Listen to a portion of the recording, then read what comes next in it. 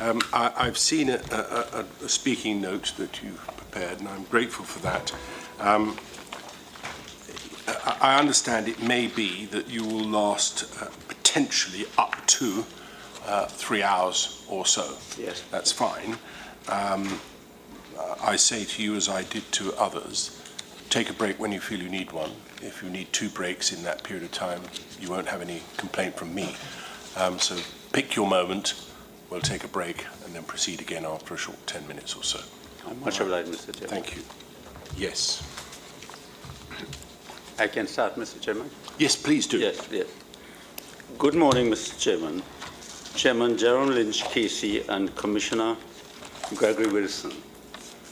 As counsel to the Commission and on behalf of my team, Mr. Ronnie Bisessa and Ms. Vijaya Maharaj, I wish to thank both of you for so expertly managing the procedural and now this evidentiary hearing,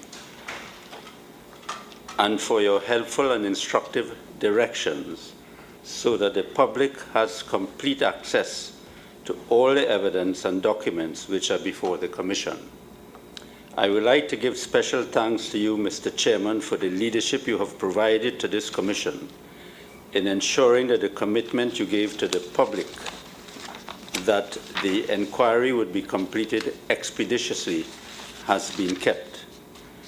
This Commission is historically significant because it's the first, as far as I am aware, locally, that has uploaded all of the documents, correspondence, orders, and directions online, consistent with the access to justice principle.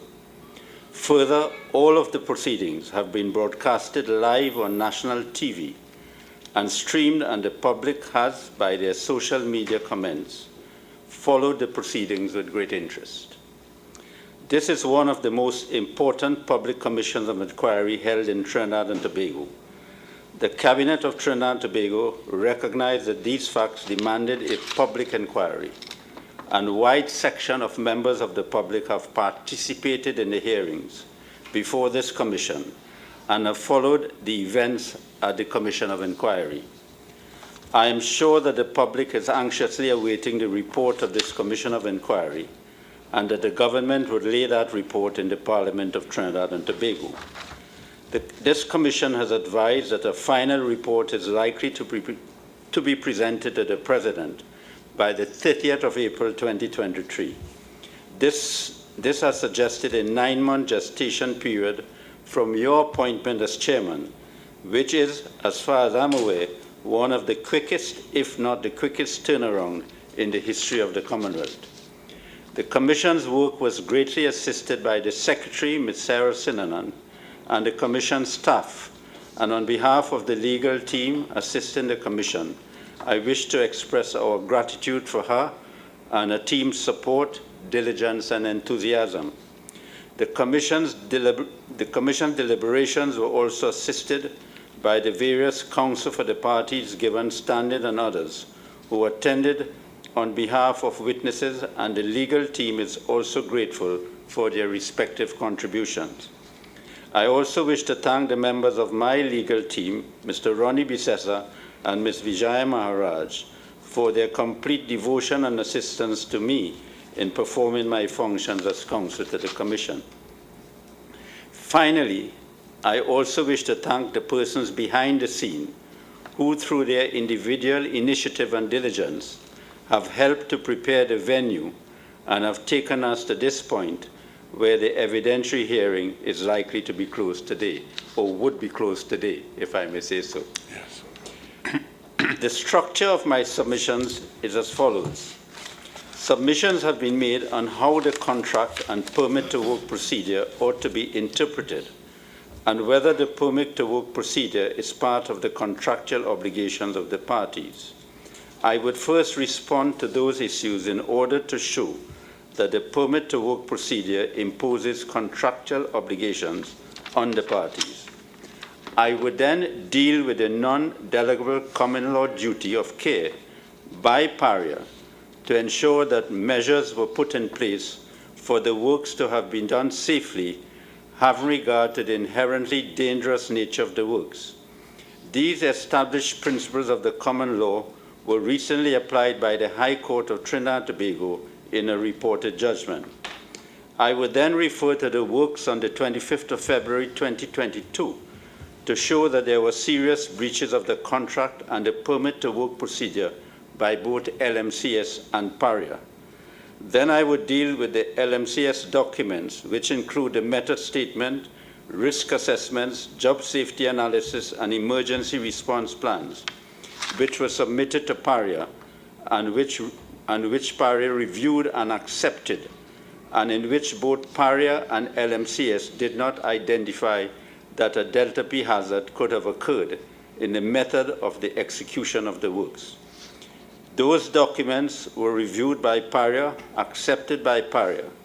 Paria, in its evidence before this commission, however, admitted that it did not have the competence and expertise to do so. Notwithstanding that, Paria did not appoint an expert client representative to assist it in that review, and accepted those documents without doing so. The failure of both Paria and LMCS to identify the risk of a delta P event in the execution of the works was the root cause of the accident. I will then deal with the line clearing. The underlying factor which led to this accident was the removal of the line contents of C line 36, both in terms of quantity and the method used. This caused a gaseous void in the pipeline, which created a latent delta P hazard when the habitat was installed. That latent delta P hazard was activated when the inflatable plug was removed, which caused the seawater to flood the habitat and the vortex to be created, which sucked the 5 divers into the 30-inch diameter pipeline. I would then deal with the post-accident response by Paria and LMCS. There was no emergency response plan in place because the emergency response plan which was submitted by LMCS to Paria and which was reviewed and accepted by Paria as a suitable emergency response plan did not identify a delta P hazard. Consequently, there was no plan in place on the 25th of February 2022 when the latent delta P hazard in respect of the works was activated and caused the accident.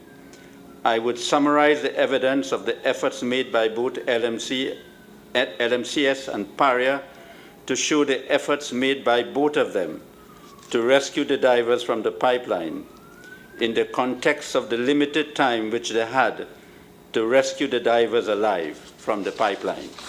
I would then address the evidence of the treatment of the relatives following this tragic accident, and I would then address the Commission on the proposed recommendations. Thank you. That sounds good. First, I would just say some of the principles of law which govern the assessment of the evidence in this matter. And I may say this, Mr. Chairman, I would not refer to cases or references. I would just make the submissions. It would be online afterwards with my submissions, and I suppose all can see the references. Yes. Where a tribunal has to determine questions of fact, where there are disputed facts, the courts have held that in determining the credibility of witnesses, it is essential that the tribunal weigh their credibility against important contemporaneous documents. In other words, the credibility of a witness must be put correctly into the scales of the important contemporaneous documents and weigh the evidence against those documents. It is a well-established principle of law that where a party without reason fails to call a witness or witnesses that would be expected to be called, if that party's evidence would be favorable to that party, it would be open to the court or tribunal to infer that that person's evidence would not have helped that party's case. The same principle applies to the failure of a party to produce documents when it might reasonably be expected the party ought to have produced those documents. Any inconsistency between a witness's evidence and an earlier statement goes to credibility. Where a witness gives evidence which is inconsistent with previous evidence given on oath or previous statement, a tribunal can regard the evidence of that witness as unreliable unless the witness gives a reasonable explanation for the inconsistency. I would first deal with the scope of works in the context that it has been stated a lot in this case that this contract resembled the 2020 contract between Paria and LMCS. The scope of works developed by Paria for the contract works is at CB2, page 564. It was prepared based on the scope of works which had been done for a 2020 project completed by LMCS Berth 5. Both the 2020 and the 2021 projects involved the changeout of subsea piping. The main difference between the 2020 and the 2021 projects was that the 2021 project involved additional works above the sea, and further the leak in the subsea line was about 5 or 10 feet deeper. In dealing with the scope of works for the 2020 project, which is contended to be similar to these works, Paria employed a project engineer who developed the scope of works and oversaw the execution of the whole project. The scope of works for this project, CB 2564, refers to an estimated volume of product between isolation points between 2,000 barrels. Paria's evidence is that this represented an estimate of the volume of the product in the subsea line between berths 5 and 6. The evidence of Paria was that neither the scope of works nor the method statements required the underwater pipeline between berths 5 and 6 to be completely drained. Paria's addendum 1 to the scope of works at core bundle 598, query 1 states, who is responsible for pumping back from the berth to clear the lines with water, and the response is the contractor is responsible for the safe removal of hydrocarbon contents from the line and to ensure that the line is clear and dry. Paria's evidence, however, was that this meant that only part of the line where the works were to be carried out would be clear and dry. We shall demonstrate, however, when addressing the issue of line clearing later in our submissions, how the evidence of Paria's witnesses that the pipeline was not meant to be completely drained is inconsistent with the contemporaneous documentary evidence in respect of the line draining. The scope of work also sets out the contractual responsibilities of the parties. The contractor is required to provide competent supervision at all times during the execution of the job. They are also required by Section 5.4 to provide live video feed stream during the subsea works. At paragraphs 3.1.11 and 3.1.12, reference is also made to the provision of a video stream being provided topside during work activity for Paria representative. Paria responsibility are at Section 4 and include, among other things, supplying all work permit certificates, thereby recognizing that permits to work are to be issued before works, monitoring contractors' performance and work standards, approving work to be done by the contractor, and carrying out quality assurance audits, provide sub-barges to assist in the removal of line content, provide personnel to oversee isolation, de-isolation, depressurization, pressurization, draining, filling product from lines at berth 5 and 6. Response to submissions of Paria and Kensal in respect of the contract. In response to their submissions that there was no evidence that the permit to work procedure was a contractual obligation under contract, we submit as follows. Firstly, Section 2 of the permit to work procedure, under the heading Scope, states this permit to work procedure applies to contractor, maintenance, civil, inspection, and turnaround related activities. Secondly, it is clear from Section 8 of the scope of works that contractors are contracted personnel and contracted personnel are required to follow the permit to work procedure and standard work instructions at all times. There was therefore a contractual obligation that the permit to work procedure would apply to the contract. Thirdly, according to the evidence of Mr. Randy Archibald of Paria, it is clear that the permit to work procedure did apply to the contract. At paragraph 11 of his witness statement, he stated that the permit to work procedure applies to contractor maintenance, civil inspection, and turnaround-related activities. And at paragraph 12, he stated that during the execution of the contract, several permits to work were issued to LMCS by Paria. Fourthly, it is clear that the permit to work procedure sets out the roles and responsibilities of a contractor official. At section 5.6, we address this next when dealing with the permit to work procedure in more detail.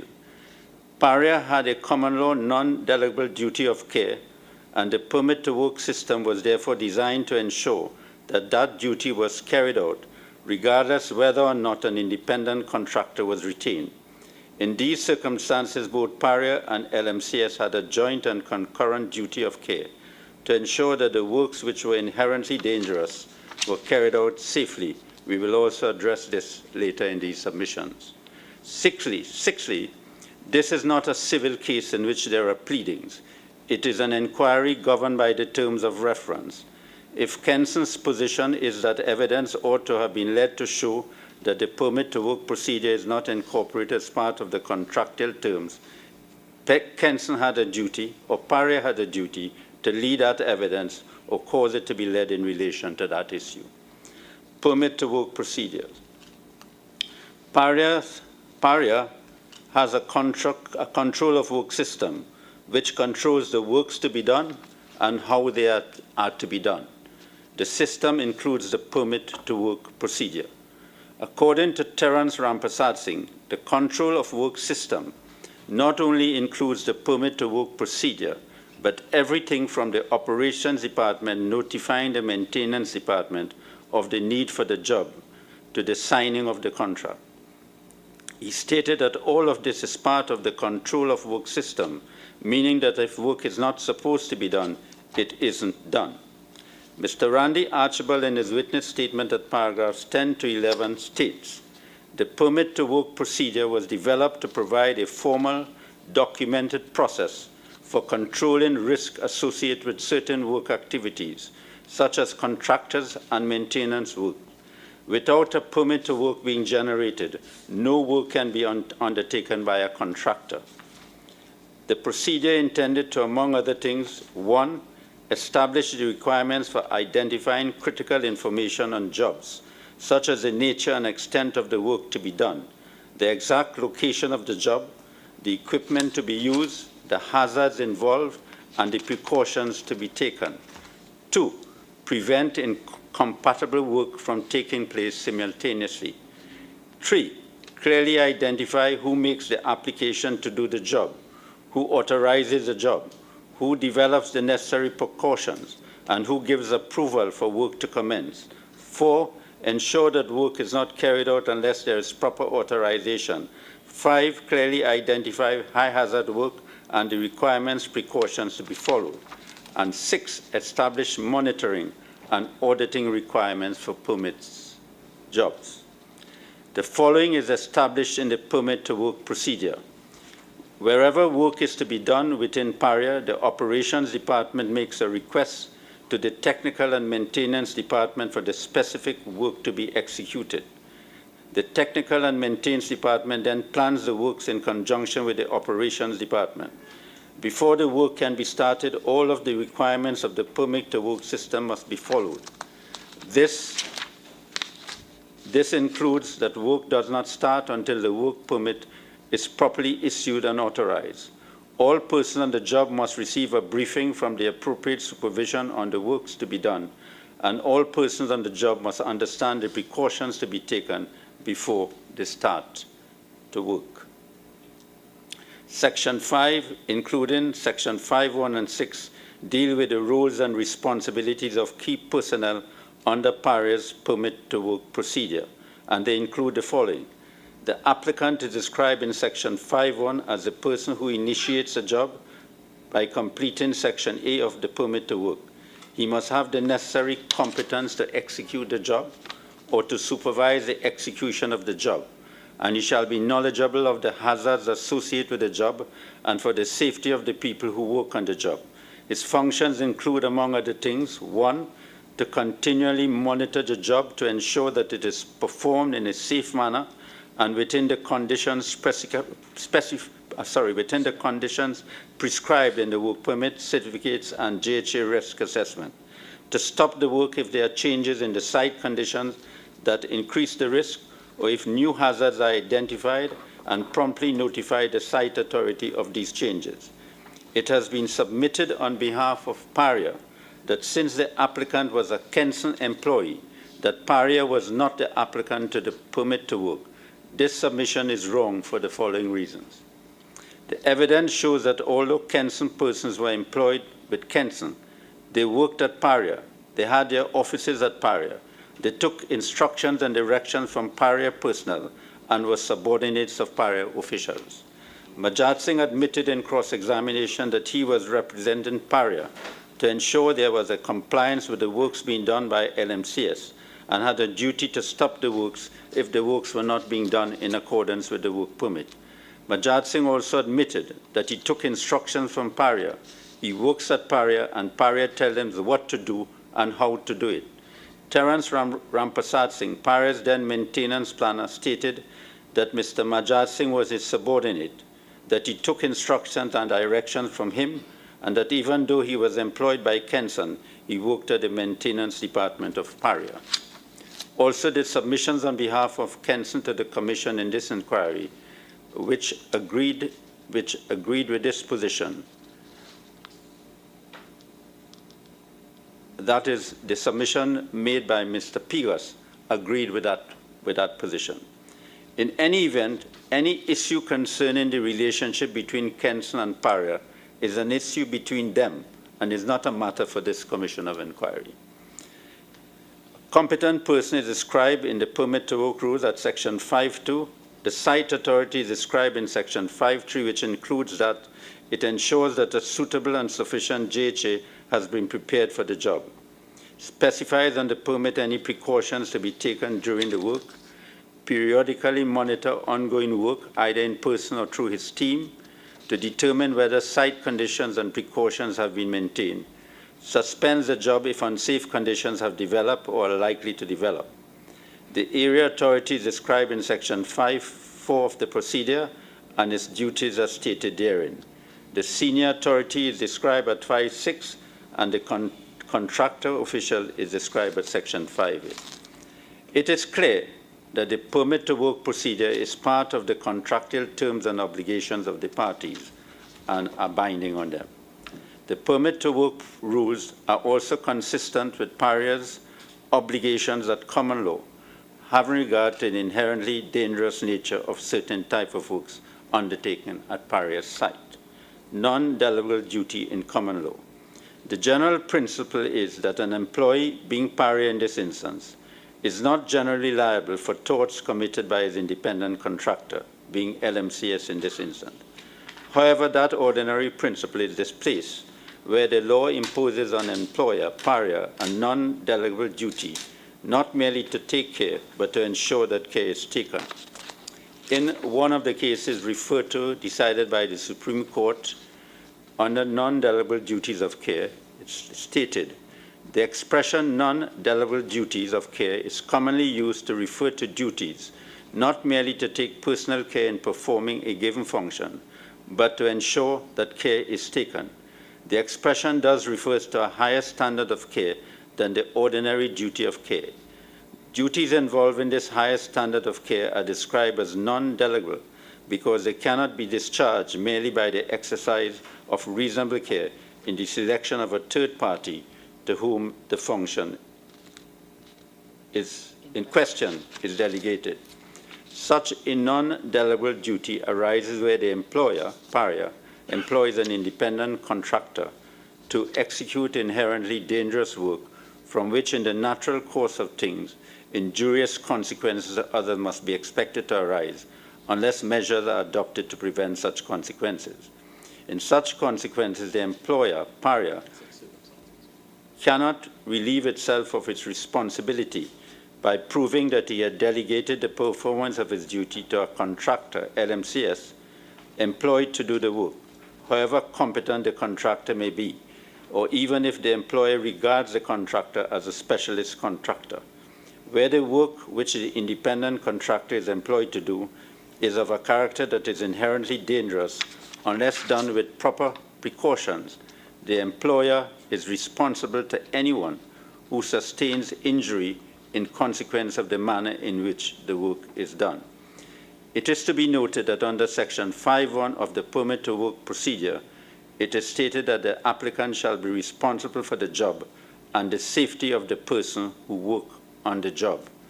Not only, and it's my comment, not only persons who are employed with Paria. And I put the authorities there, and I have quoted a few authorities there, Mr. Chairman, which I would not refer to. It will be on the record.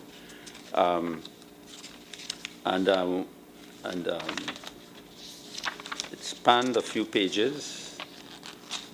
And then I submitted at, and I show that at paragraph 45 onwards that there could have been a there could have been a bargain with the contractor that he shall perform the duty and stipulate for an indemnity, etc. I should mention that at the end of paragraph 45, these cases were all referred to in a local high court case in CV 2015-03381, Ray Cheddy and another, a National Infrastructure Development Company Limited, at paragraphs 100 to 107. Yes, I've seen that case. That's the one where the road building affected somebody's property. Yes. I note that it took them 8 years Yes. to secure any compensation. Yes, Madam. It is submitted that on the evidence, it is clear that the scope of works which LMCS was required to perform was inherently dangerous and could have resulted in injurious consequences unless appropriate measures were taken to avoid a differential pressure hazard. Based on these governing principles of law, it is clear that Paria in the circumstances had a common law duty of care to ensure that those precautions were taken. Having regard to the extent of the duty of care imposed on an employer who employs an independent contractor to do inherently dangerous works, the employer has a duty to employ competent experts to ensure it discharges that duty. So can I ask you, is that submission that the employer has the duty to employ competent experts in addition to the contractor? Yes. Yes. Yes. So yes. they employ a specialist contractor. Your submission is that the employer had a duty nonetheless to employ some independent contractor who could assess that work. Because the employer has to protect his obligation also in the duty of care. And that arises quite independently of the permit to work of the permit to work system. Yes. I was about to say that. Right. Thank you. I now go to works on the 25th of February 2022. LMCS contends that the removal of the plugs formed part of the work plan for the 25th of February 2022 and relied on the method statement attached to the permit to work, whilst Paria contends it was not part of the work plan and relies on the fact that the permit to work does not list the removal of the plugs as a task to be done and stipulates that the migration barrier was to be used. Jonathan Ramdan was the site authority and pursuant to the permit to work procedure and the person who issued the work permit. Mr. Ramdan in his witness statement stated that he was not trained nor did he possess the expertise to assess the suitability or sufficiency of the JHA-JSA, even though this is one of the duties of the site authority. Mr. Ramdan had a duty as site authority to periodically monitor ongoing work, either in person or through his team to determine whether site conditions and precautions were being maintained.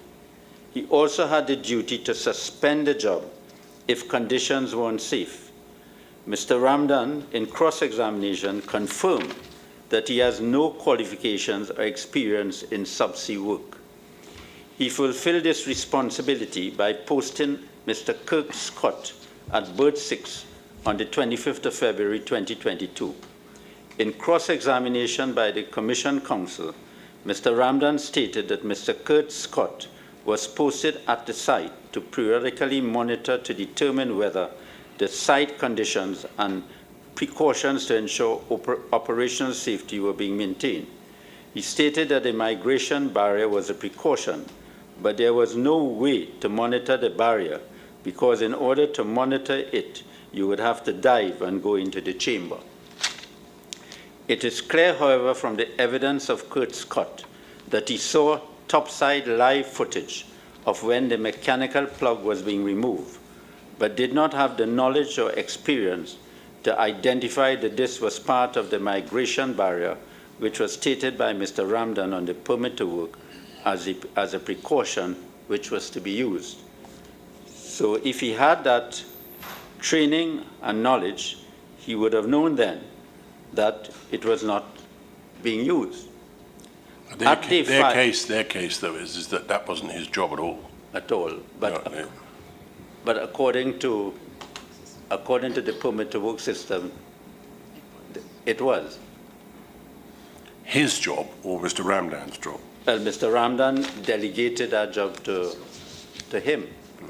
And he was also employed by Paria. So Mr. Ramdan and Paria cannot say it is not responsible by delegating the job to a further incompetent person. Yes, I mean, he didn't even know what the scope of works were, really, did he? Yeah. Fairness to him.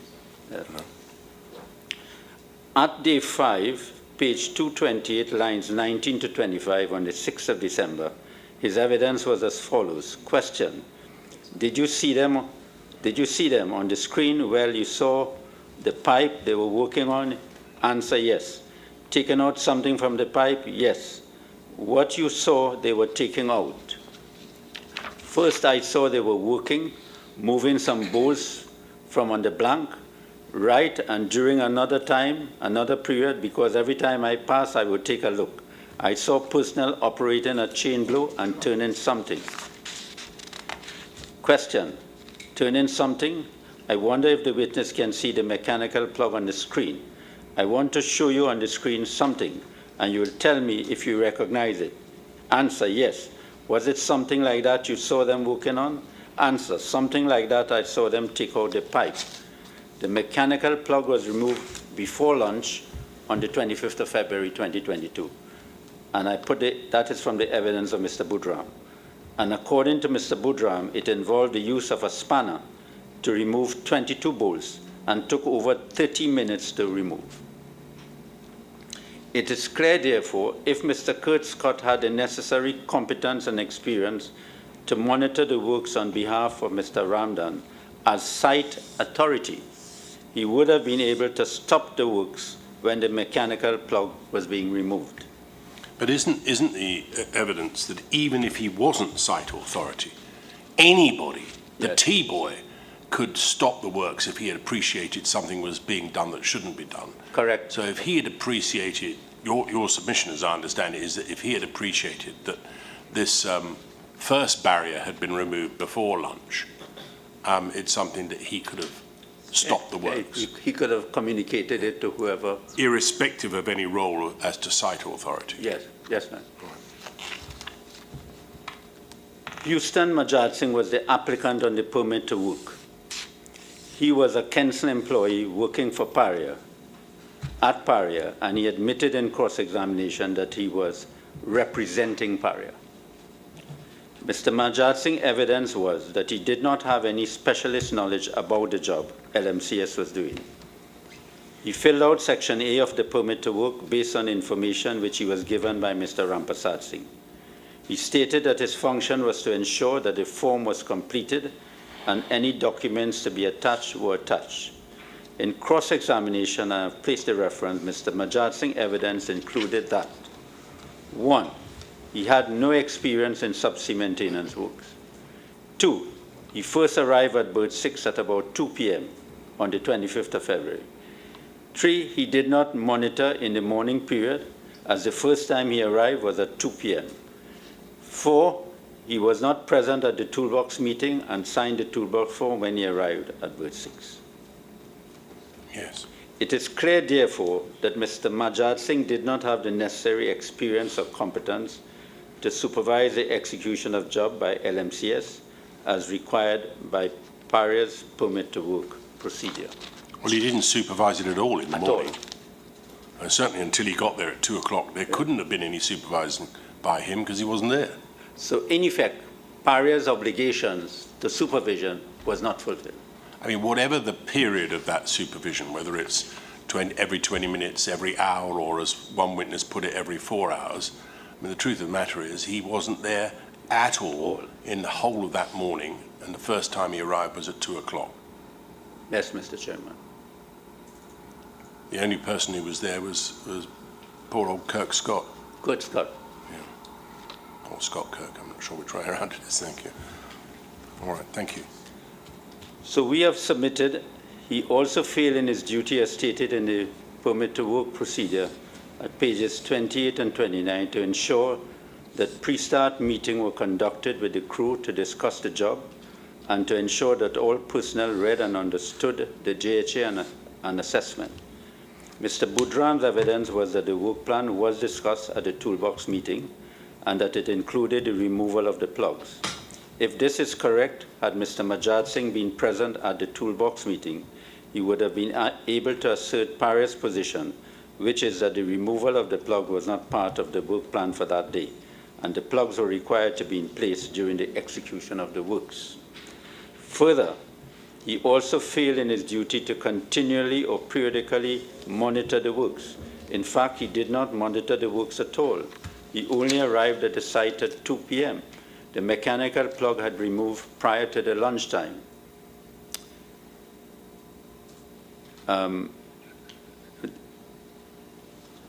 The applicant, which in this case is Paria, must have, according to the permit to work rules, the necessary competence to execute the job or to supervise the execution of the job. So if Paria is putting someone else, well, someone to do it on its behalf, the person must have the competence, shall be knowledgeable of the hazards associated with the job and the necessary control for these hazards. He shall be responsible for the job and the safety of the people who work for the job. It is also required Paria to continually monitor the job to ensure that it's performed in a safe manner as prescribed in the certificates and JHA assessment, and to stop the work if there are changes, etc. LMCS documents. Just before we move on, one of the witnesses, I can't remember exactly who it was now, had suggested that that it was wrong for them to have identified the applicant as being someone that they employed. Who was it? Mushtaq Mohammed, yes, thank you. When I think either myself or you were asking questions, he conceded that on reflection it would have been sensible for the applicant to have been LMCS rather than somebody that they themselves employed, which seemed on the face of it to illustrate a lack of understanding perhaps of the role of the applicant. Be that as it may, would you say it was open to Paria to have contracted out of that particular element of the permit to work procedure? No, Mr. Chairman. It would seem to me that from the permit to work rules, there must be a permit to work in respect of works, especially right, works which are of a certain kind. And the applicant, we got in evidence, when evidence was being given, that Paria is normally the applicant. Yes. And we had no evidence in this case, no evidence from Paria that the contractor ought to have been the applicant. And it would seem to me that when you look at the contents of the rule and the procedures in the permit to work procedure, Paria could not contract out of that. But if Kenson employed by Paria, working at Paria, is for all practical purposes representing Paria, yes, that is no defense to the fact. No, I wasn't suggesting that. What I was wondering was, in the light of what Mr. Mushtaq Mohammed had said, was whether or not it was impossible for LMCS to have been the applicant. You say no. No. Right. Secondly, then, it would have been possible for them to have employed someone else. As it happens on this occasion, they were employing someone from Kenson, but they could have employed someone who did have those skills. Yes. And there may have been someone at Kenson, for all I know, who has those skills, yes. But the fact is the person that they did use didn't have the skills that you say they should have had. Yeah. Right. So, but it would have been open to Paria to have employed somebody else in that role. Oh yes. Oh yes. Someone with the necessary skills. With the necessary skills. In order to perform the functions of supervision. Yes.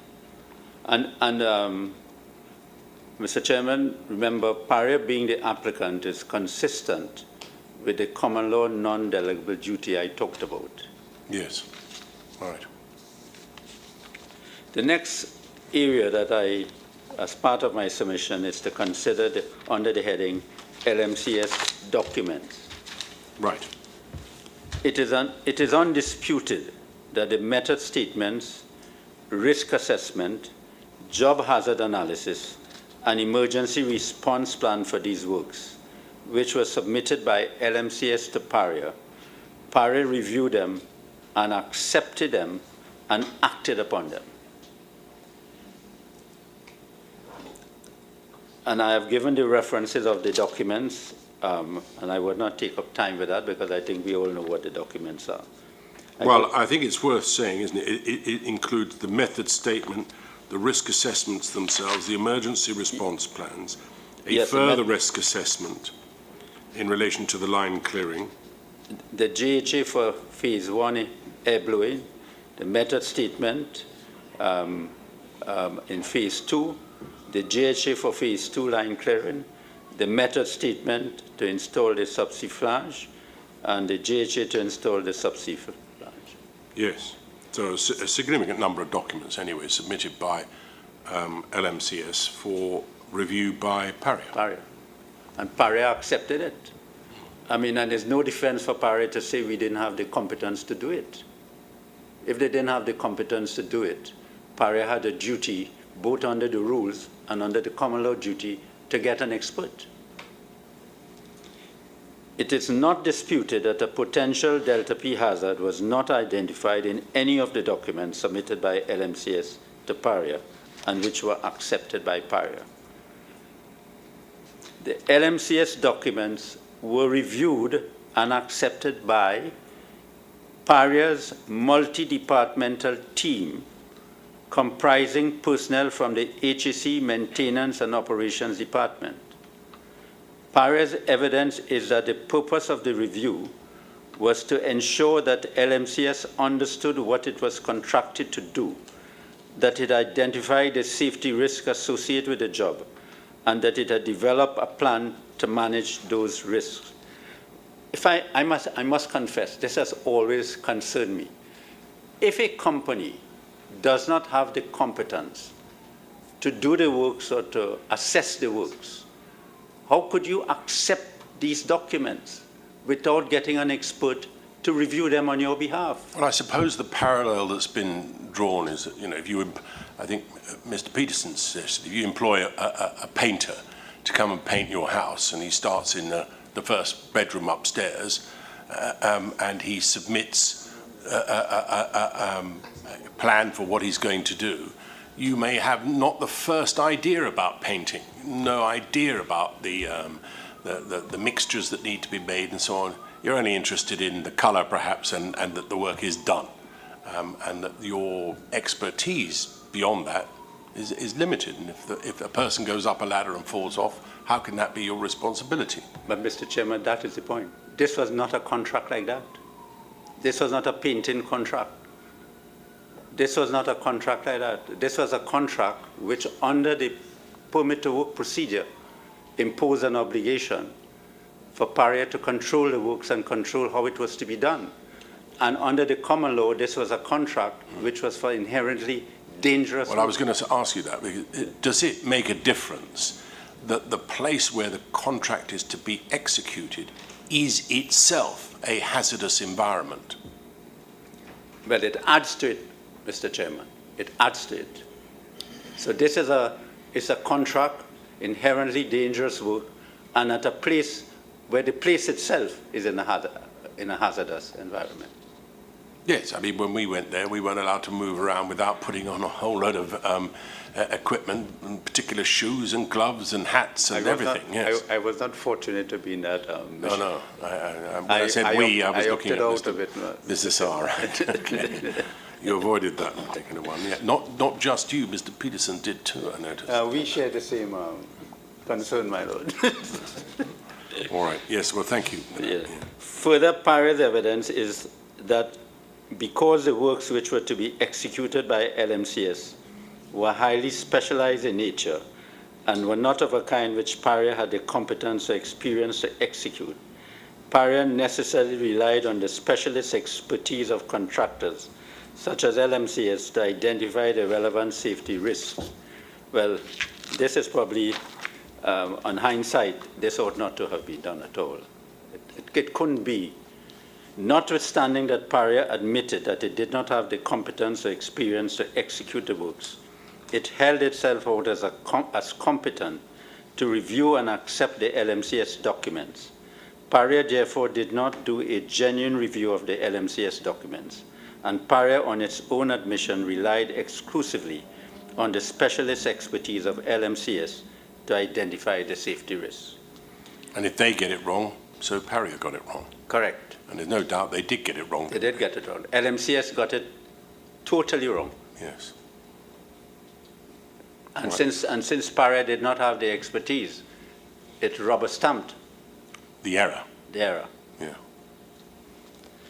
Paria did not take the steps to have a client representative engineer expert to advise it in reviewing the LMCS documents before acceptance. Paria is in breach of the PTW rules and also in breach of the principle of the common law referred to above. It would appear that if Paria had taken the steps in the 2020 contract to have a project engineer, it may not have got it wrong, because the project engineer... Well, they all came out alive in that project. Yeah. The above evidence must be considered in the context of the evidence of the expert, Mr. Zaikan of Incotec, in which he stated that the root cause of this accident was the failure by both Paria and LMCS to recognize that a latent hazardous differential pressure condition, delta P, would have been created by the methodology used in the execution of the works, with particular reference to the removal of fuel oil from sea line 36. He further stated that if this hazard was recognized, then simple mitigation steps and a change in the methodology of the works could have been instituted to eliminate this hazard. In our submission, the failure by LMCS and Paria to identify a latent delta P hazard had a ripple effect throughout the project.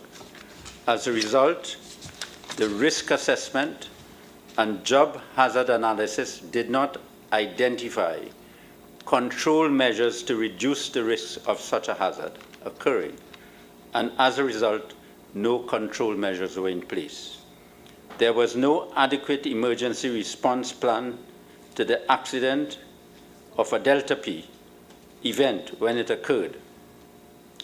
Thirdly, LMCS and Paria employees who relied on the assessments of LMCS and Paria were unaware of the risks and the control measures for those risks. There was therefore a breach of duty of care by both Paria and LMCS. Right. I will now go to the line clearing, which I think is one of the important aspects in this case, in this inquiry. Yes.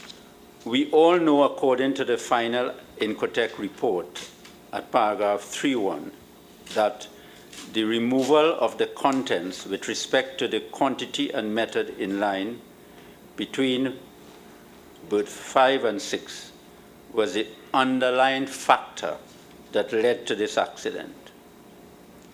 The removal created a gaseous void in the riser and sea line, setting up a latent differential pressure condition between the habitat and a gaseous void in the sea line when the mechanical seal and the inflatable plug were installed and the habitat was pressurized.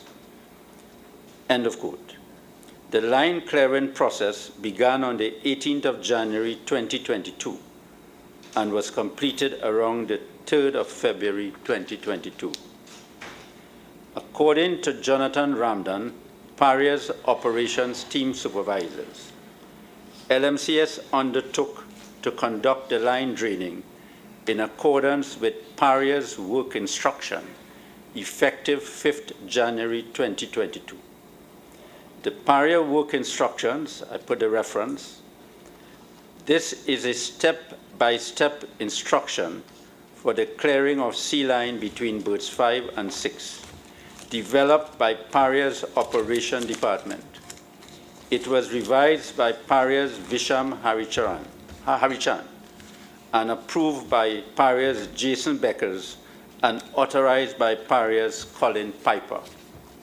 Mr. Ramdan stated that the purpose of the document was to oversee the draining process and that the operations department of Paria had control over the process. It is to be noted that there are also method statements produced by LMCS for both phases 1 and 2. On page 1038, it is stated on the work instruction that the operator at Paria was to be assigned for monitoring and emergency response. Mr. Ramdan, in cross-examination, also confirmed that Paria officials were witnessing, present, and overseeing the draining process, and I put the reference to 11. Remember that Mr. Ramdan is Paria. Also, Section 8 of the Scope of Works required the contractor to follow not only the permit to work procedure, but also standard work instruction. So these were work instructions which the contractor had to follow. Is that what we have at page 1033? Yes. What's been described as the internal document for Paria's staff, yes, but which found itself into the hands of LMCS. Yes, and the scope of works require the contractor to follow work instructions of Paria. Therefore, LMCS would have had a contractual obligation to follow Paria's work instruction. This work instruction was emailed by Paria maintenance planner, Mr. Terence Rampasat Singh, to LMCS on the 10th of January 2022. And it was attached to the work instruction. To the email? That work instruction was attached to the email. I think sorry, the work instruction was attached to the email. I think this is something I asked Mr. Peterson yesterday. I mean, this wasn't done inadvertently. It was done intentionally. You know how sometimes you can have an attachment to an email which you don't really intend to be passing on. But in this case, it was deliberate. In my respectful submission, the reasonable inference to be drawn, it was intentional. Yes. And it is, as you say, literally a step-by-step instruction of exactly how it's to be achieved, isn't it? And in which order each step is to take place. And then the scope of works at paragraph 4.5 provides that Paria's responsibility included provided personnel to oversee isolation, de-isolation, depressurization, pressurization, and draining / filling product from lines at berth 5 and berth 6. This is one of the few things that they've retained for their own responsibility Yes, Mr. Chair. in that very large document. Yes, but it includes this, and on that occasion there is no ambiguity. It says oversee. Oversee. Mr. Terence Rampersad Singh of Paria, who had the responsibility of overseeing the execution of the project, stated that this meant that operations would have identified all of the points that need to be isolated, line up the clamps and the valves for the product to go in. He further stated that the contractor would be responsible for draining the product to the required height, and the maintenance department would provide all the permits and all the mechanical support that is required, and the process would be overseen by Paria through its operation department. That is his evidence, and I put the reference in the Yes. transcript. I have to say, I'm still struggling to understand precisely why it was felt necessary to move from pumping to blowing. And I've read something in the papers that one of the suggestions was that there was a danger that water would ingress into the pipe at berth 5 when seeking to draw the fluid from the pipe, and that might have been one of the reasons why they moved away from sucking to blowing, as I put it. But I have to say I have struggled a little with the idea, bearing in mind you're only taking a relatively small amount out of it altogether. Yes, and if there was a problem at one end because it was too low and there was a danger of water ingressing into the pipe, do it at the other end. Other end. Because you've got a pipe. That's my point. If you're sucking it from that end, it will eventually, as was demonstrated, It's basically a U. Yes. It's a U. It will so equalize if you itself. couldn't do it at one end, do it at the other end. Yeah, I have to say I have struggled with this idea that it was felt necessary to move from one to the other. Whose idea was it to move from one to the other? It seemed as though it was a joint decision. Between LMCS and Paria. And both of them thought that by doing it, that the method, and as submitted to, that they would have achieved the result. They obviously genuinely thought that. No, I don't suppose I did it deliberately. No, that's never the issue in this. No one's suggesting any of this was deliberate. It's a question of whether it was negligent at all. Yeah. But it would seem to anyone that even if there was an error, why it was not detected when all this oil was being... that is a difficulty in this case, in this inquiry.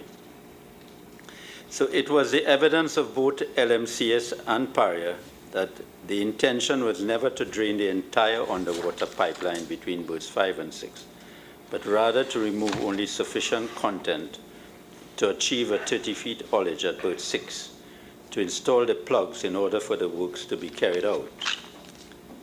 Mr. Kazim Ali Sr., in his supplemental witness statement at paragraphs 31 and 32, described phase 1 and phase 2 line clearing process by way of air blowing. This was a change from the original method statement, which proposed the use of an air pump from the line clearing exercise. The use of the air pump would have involved introducing an air pump at an open rise at berth number 6. However, this method was changed to air blowing after LMCS was awarded a contract following discussions at a kickoff meeting around June 2021, where LMCS and Paria looked at the job in more detail. I mean, is there ever a justification for pumping air into a pipe unless you are genuinely looking to clear it completely? I simply don't know the answer to that Even question. someone who is a non-expert can think that you're going to use the air to blow from one end to the other end. What is the purpose of doing that? But to clear the line. Yeah, to clear the line. I can understand if, for example, it was felt necessary to, say, wash the pipe in some way, you know, that you would want to completely clear it of all fluid and then pump in, no doubt, some sort of cleaning substance to remove all the gunk that is acquired over the years, and then having done so, you flush it out and then you refill it with fuel. But I think if you're working on a line, well, you know, it does seem extraordinary that anyone would have thought that pumping air into the pipe was a good idea. And we're dealing here with two highly experienced professional companies, LMCS with many years' experience and Paria with many years' experience. Yeah. All right, thank you. Mr. Kazim Ali Sr. stated that he decided that the use of an air pump was not practical. That's the sucking.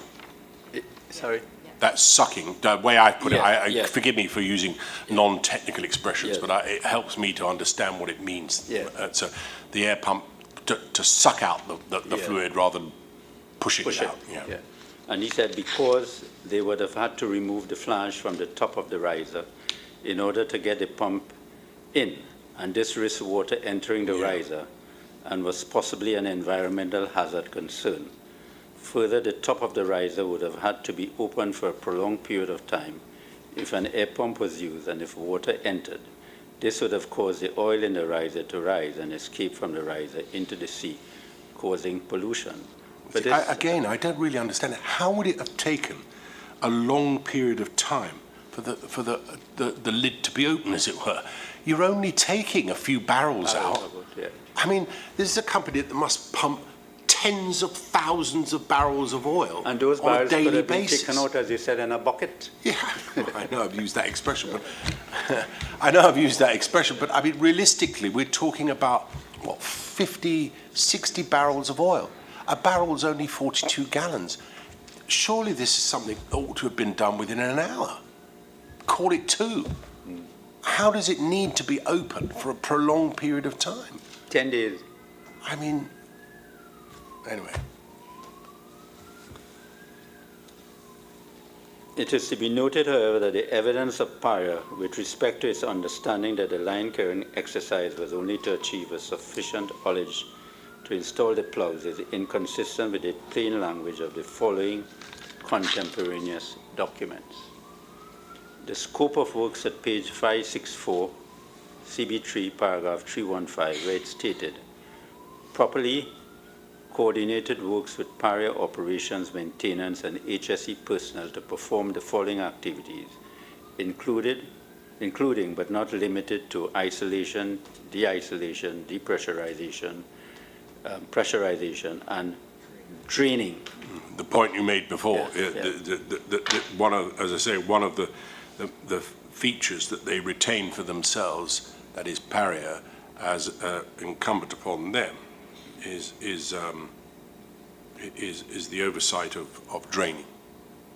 Yes. And then the addendum, which made it clear that the contractor was responsible for the safe removal of hydrocarbon contents from the line to ensure that the line is clear and dry. I mean, those are clear, unambiguous words.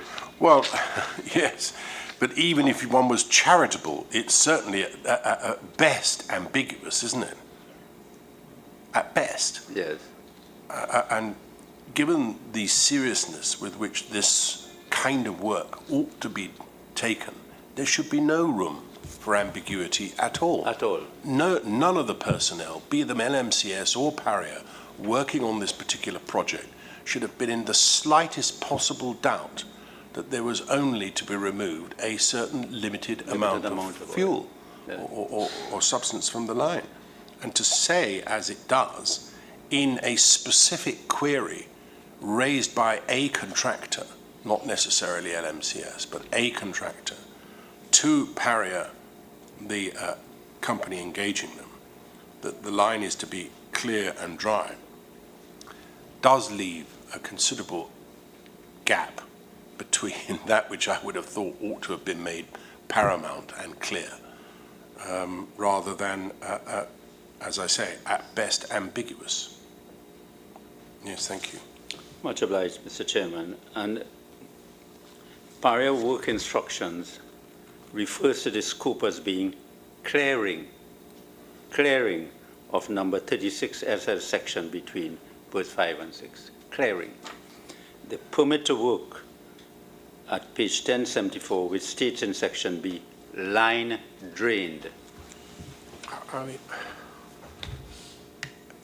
this, as you know, has troubled me, Yes. And I know Mr. Wilson, for some considerable time. As I say, at best ambiguous, but combined, pretty clear that the instruction seems to be the complete removal of the fluid in the line. Now, anybody who might not have been privy to the negotiations and what was ideally attempted to be achieved by Mr. Kazimali and or the contractor's employer at Paria would be forgiven for thinking that that was exactly what it was that they were trying to do.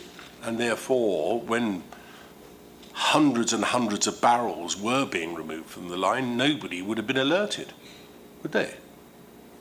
Because they wouldn't have been, if they had known this language, they wouldn't have thought anything of it. No. To say, it's one of the most clear and obvious flaws in the process that was being on. I mean, given the volume of material that we've looked at, the words of every particular clause, you would have thought at least somewhere it would have been absolutely clear. We only need a small ullage, therefore no more than. And I think there's one document where it was speculated that... Well, if I may offer, it could be simple, do not drain more than so and so. Yes. Anyway, yes, thank you for that. But to crown it all, in Paria's daily work reports compiled by Paria personnel, which are referred to below, these documents record that Paria was aware that more than 1,252 barrels of oil was received in its tank farm and also in sub-barges. This, as we shall demonstrate, is more consistent with a line being drained than an intention to partially drain to achieve 30 feet ullage. In the fact that the daily work report showed that Paria wanted the line to be drained, and it participated in the draining process as it was monitoring the draining of the line. In order for the line draining process at Paria's compound to be done, Paria's resources and facilities, including its workers, were used in that process, and it is clear from the daily work reports that Paria kept a record of the draining of the oil. I noted from that, when you were dealing with it in the evidence, that there were days when they were draining, and there was no record of how much was being drained. But it would appear for whole days, or at least substantial parts of days, there was draining taking place, but no record, without recording the amount that had been drained. So when you describe the 1,252 barrels that was actually recorded, it is on any view in excess of that. 1,252 plus. Bearing in mind that on some of those days, as I say, they were draining for much of the day. Yeah. And we've made it clear, I think, during the course of the evidence that we've heard, that something in the order of 50, 60, 70 barrels or so ought to have done it. So we're not talking about some marginal difference here. A major difference. Yeah. Thank you. Much obliged, Chairman. I will now go to the total content of the topside piping. The evidence showed that... Do you want to... I was going to suggest that if you finish this part of it, and yes, then we might take a short break. Yes, would that be all right? Thank you very much. The evidence showed that Mr. Kazim Ali Sr. believed that 300 barrels had to be removed from the topside piping to drain the topside piping. With respect to the underwater piping, Mr. Ali Sr.'s evidence was that 60 barrels had to be removed to achieve a 30 feet ullage in the rise at berth 6. Based on that evidence, therefore, no more than 360 barrels ought to have been removed during the entire line clearing exercise. That is 60 barrels from the underwater rise at berth 6 and 3 barrels from the topside piping. And if I can just follow just the next bar. Yes, I mean, that was using his rule of thumb, Yeah. 1 barrel per foot, wasn't it? Yes. Yeah. However, Paria produced contemporaneous daily work reports created by its maintenance technicians, which shows 960 barrels were removed during phase 1 and 336 barrels were removed during phase 2. And that is how I get the total of 1252. Those daily work reports, according to the evidence of Mr. Ramprasad Singh, were emailed to him on a daily basis. Right. They were copied to Mr. Manmohan Balkaran, Assistant Planning, and where required, operations. So it's not as though they were living in sublime ignorance of it. Paria, in the bosom of Paria, it knew. The imputed knowledge was that it knew the line was being drained in excess of what was intended. And LMCS knew that too. Right. And just to take the figures you were dealing with earlier, that 916 barrels were removed under phase 1 and 336 under phase 2, even if in some odd way phase 1 did not have anything whatever to do with the subsea line and was to do with top line pipes or whatever it might have been, didn't involve that, it still left 336 barrels plus, I think, one day of blowing without recording the amount. Yes. So you had, on any view, even if you were to take that lesser figure for phase 2, it was still hundreds of barrels more on the face of it than it should have been. Should have been. Correct, Mr. Chairman. Yes, is that a useful moment to yes, break off for a short break? Chairman. Well, let's do that then. Let's take, shall we resume at 10 minutes to 11, please? 10 to 11. Thank you. How many minutes is that? How many minutes?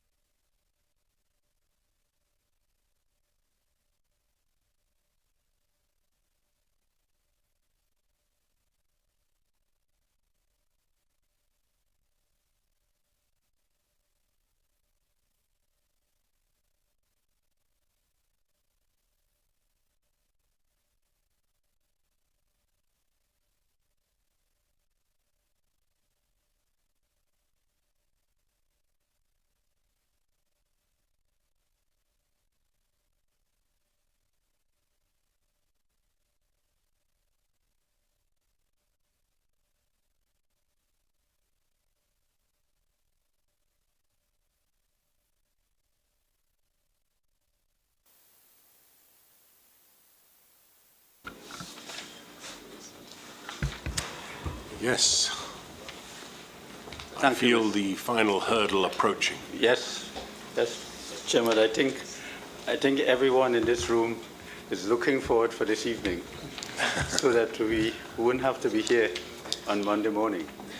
Oh, that sounds a little disappointing. I thought you were all looking forward to it. No, that is not because that we do not want to be here, to be in your company and the company of Mr. Wilson. It's a poor recovery.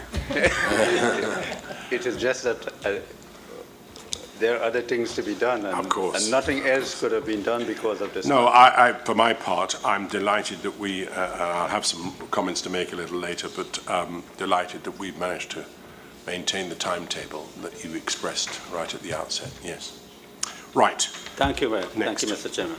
Mr. Chairman, I want to draw the Commissioner's attention to a letter in the record from OSHA Right. to Mr. Mustaq Mohammed. Oh, yes. It's a letter dated the 20th of July, 2022. It's in the bundle, I think. Yes, isn't it's it? This is a the one, pages 2905 and 2908 in the electronic bundle submissions. Thank you. It was signed by Mr. Mustaq Mohammed to OSHA, in which OSHA asks certain questions about the volume of the oil removed.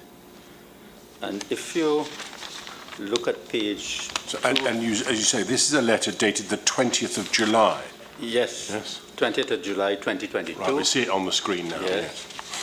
And it's at page... And if you look at page 2906, Yes. headed clarification of whether an air-driven pump or an air compressor was used to remove hydrocarbon from sea line 36 between berths 5 and 6 prior to the installation of the subsea slip-on flange. Response: Paria confirms that an air compressor provided by LMCS Limited was used to remove hydrocarbon from sea line 36 between berths 5 and 6 prior to the installation of the subsea slip-on flange 30 inches. And then there was another question. So the highlighted part is the query from OSHA. Yes. And then underneath the response is The from response. Paria. Right. I got you. And then you go to 4,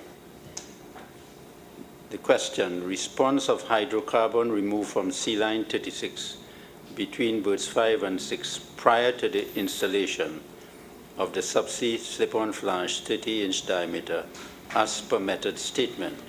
Response: given the configuration of the system, it is impossible to segregate and measure the displaced volume.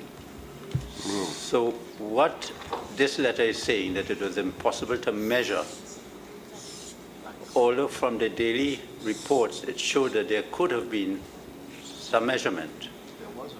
And there were measurements.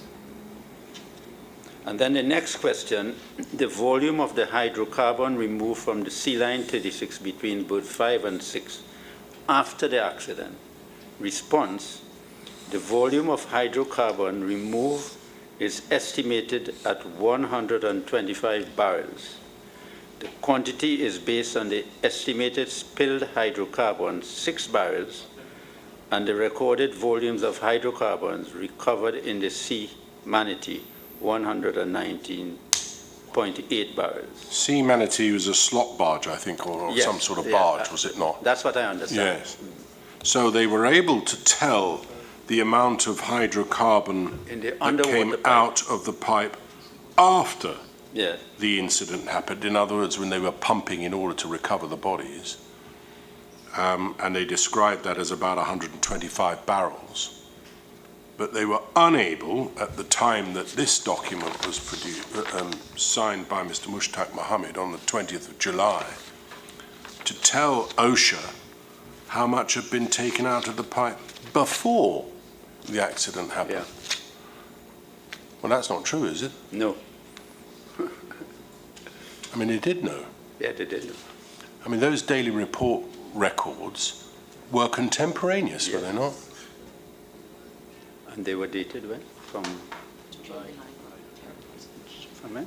June 9 there was Yeah, but Yeah, and I'm reminded that those records were compiled contemporaneously in January and February of 2022. As and when it happened. As and when it happened.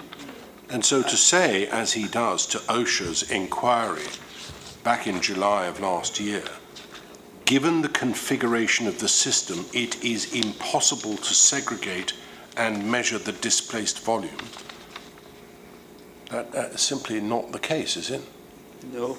Or even if you were unable to give an exact figure, he was certainly in a position, was he not, to have given the figures that you've given us before we had the break. And this 1,252 barrels. And this is a letter signed by the head of Paria. Yes. It's perhaps a pity we didn't put this to Mr. Mohammed when he was here. Yeah. Because it's something that perhaps he ought to have explained. What I'm going to do is this. This is obviously quite a serious matter. I think that the sensible thing would be to allow Mr. Mushtaq Mohammed, to address this. Yes. So I'm going to ask Mr. Peterson, obviously it's of some importance, this, and it may be a perfectly good explanation. So can I ask that you invite Mr. Mushtaq Mohammed to have a look at the letter that he wrote? I mean, it's been part of the bundle from the start to finish.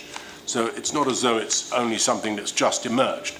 It's perhaps, as I say, a little lamentable that he wasn't asked about it when he gave evidence. But no loss. What we can do is, perhaps you'll be good enough to provide him with a copy of this and ask him if he would be good enough to explain what he meant by it in paragraphs 4 and 5, if he's able, and we will take that into account. I will do that, sir, but I could observe for the time being that the focus between the exchange between my learned friend and the commission is only focused and isolated on measurement as opposed to the inability to desegregate or deaggregate, I think he said, desegregate the system. No. So the quantity... If that's his explanation. The 1,200 barrels dealing with measurement but does not recognize the connectivity and the interplay of the system. But Mr. Mohammed, I guess, will better explain it. Well, but I make that observation for the time being. I'm grateful for that observation. Of course, as I've said, there may be a perfectly good explanation as to why he gave that answer. On its face, it doesn't seem to be entirely accurate, to put it neutrally. And so I would welcome any contribution he might wish to make in relation to that. And I shall ensure that that contribution is put up on the website once we receive it.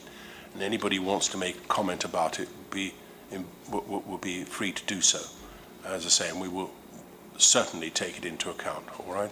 Sure. But thank you for drawing that to our attention. And I do apologize that it was not brought before, but in preparing the submissions, looking at everything, you know, and there are so many documents. Yeah. I am not going to hold anybody responsible. It's equally my responsibility. These are documents that have been as part of the bundle for a long time now. We've managed tens of thousands of pages one way or the other, and that there was an oversight of this. All of us overlooked it. Mr. Peterson's team, your team, me, and everyone else. So, but we've clearly got to give him an opportunity to address this. Sure. And I'll invite him to do so. Thank you very much for bringing it to our attention. I now come to some of the evidence Mr. Zaid Khan gave after he did the presentation, and some of the evidence as it relates to the line clearing. Mr. Zaid Khan, in his Incotec report in his letter dated the 6th of January 2022, stated that out of the 916 barrels removed during phase 1, he estimated that approximately 200 barrels were drained from the topside. This is based on his personal knowledge of the capacity of the topside piping, and therefore that 777 barrels were removed from the underwater sea line during phase 1. In phase 2, he states that at least 336 barrels were removed from the underwater sea line. Therefore, in his opinion, a total of 1,052 of the 2,000 barrels would have been removed from the underwater line. These figures do not take into account where air blowing occurred on occasions, and the quantities of the fuel oil removed were not recorded. Right. There was no taking into consideration of the quantity of the oil being removed. The evidence shows that even though Paria had availability the daily records of the fuel oil being removed, those figures did not form part of any consideration by LMCS or Paria to ensure that only the target amount was removed from the riser at berth 6 to achieve the 30-foot ullage. LMCS did not measure the quantity of fuel oil which was removed, but was measuring the ullage. It would appear that Paria also depended on the measuring of the ullage rather than considering the actual quantity of fuel oil which existed and what had been removed. In Jonathan Ramdan's evidence, and I have the reference there, he stated that he couldn't say the quantity which was removed. He stated that operations was overseeing the draining process by the contractor, LMCS, and that LMCS was doing their ullaging to determine if the right amount of oil was removed. Then Visham Harichan, referenced there, stated that he was of the impression that the ullage was actually giving the amount in the line. Colin Piper, referenced there, stated that the dip on the line is the measurement that the contractor was going to. Visham Harichan also stated in cross-examination that he could not say how much oil was drained or even how much had to be drained.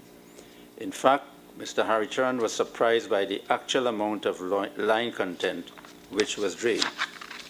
And the question to him was, so having become aware of that now, would you not agree that the unlimited draining of the line, the underwater line between berth 5 and 6, should have been closely monitored if it had to be drained? Yes, and I thought it was closely monitored. And then the question here, by whom? And his answer was the contractor and the maintenance department, which is the maintenance department of Paria. However, Mr. Terence Rampersad Singh of Paria Maintenance Department, who was in charge of overseeing the execution of the project, stated that he never worked out how many feet of the content in the riser was equivalent to the terms in barrels, in terms of barrels. Mr. Colin Piper, Terminal Operations Manager, agreed that he had the overall responsibility of ensuring that Paria instruction procedure was established by reviewing and approving the work instruction and ensuring that the offshore team lead understood the requirements of the work instruction. Mr. Piper agreed that the Paria work instruction was a step-by-step process which was sequential for the line clearing process.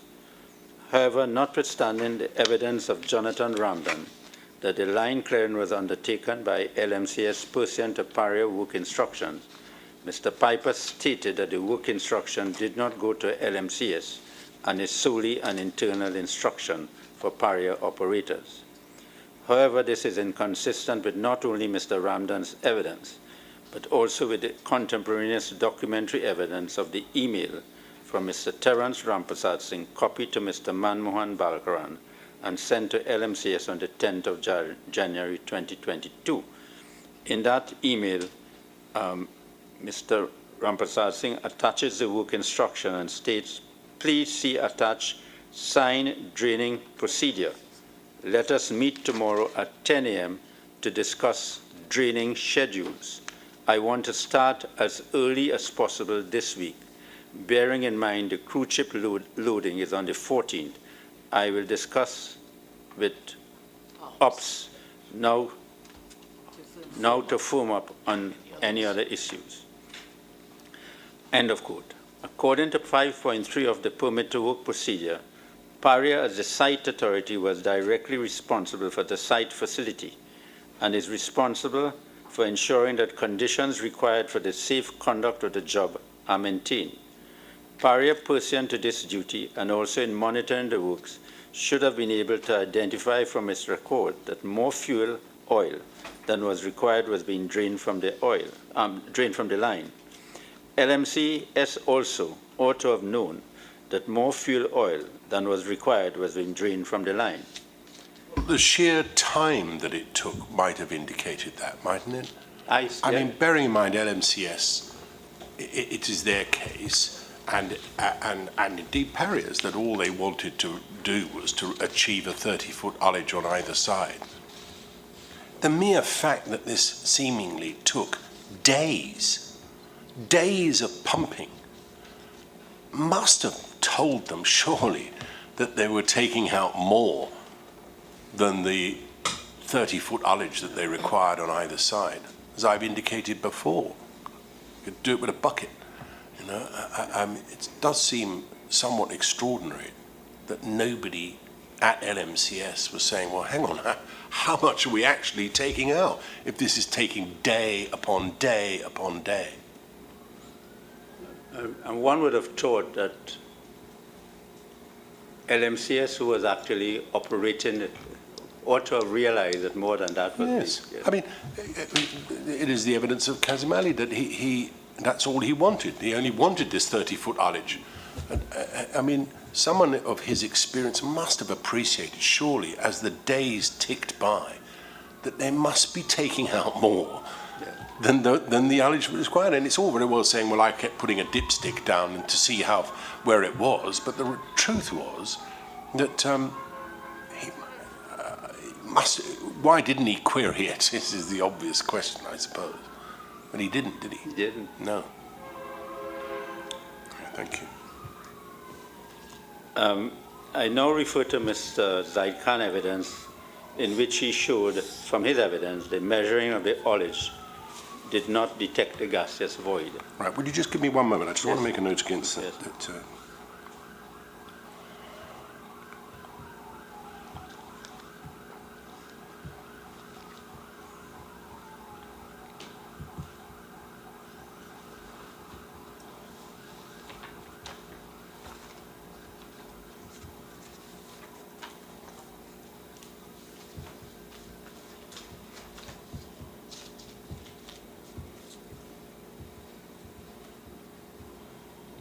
Thank you.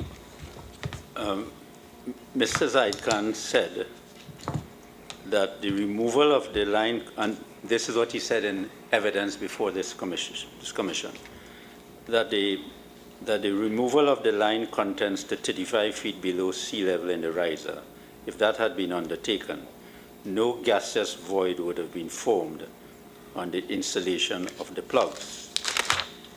That's his video number 4. Yes.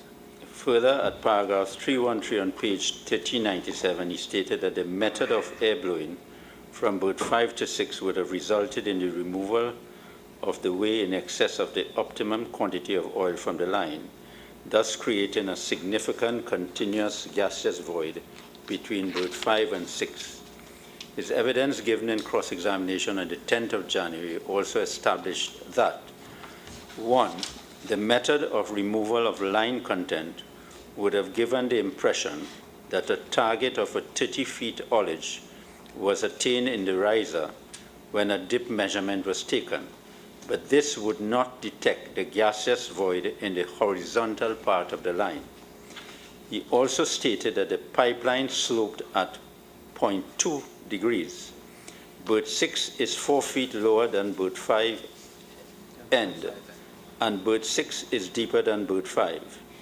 The line is sloped, and the initial stages of blowing would have resulted in a lot more liquid flowing out from the line than if it was level. He stated that the riser at berth 5 would be emptied first as pumping was done from berth 5. He also stated that during phase 1, air blowing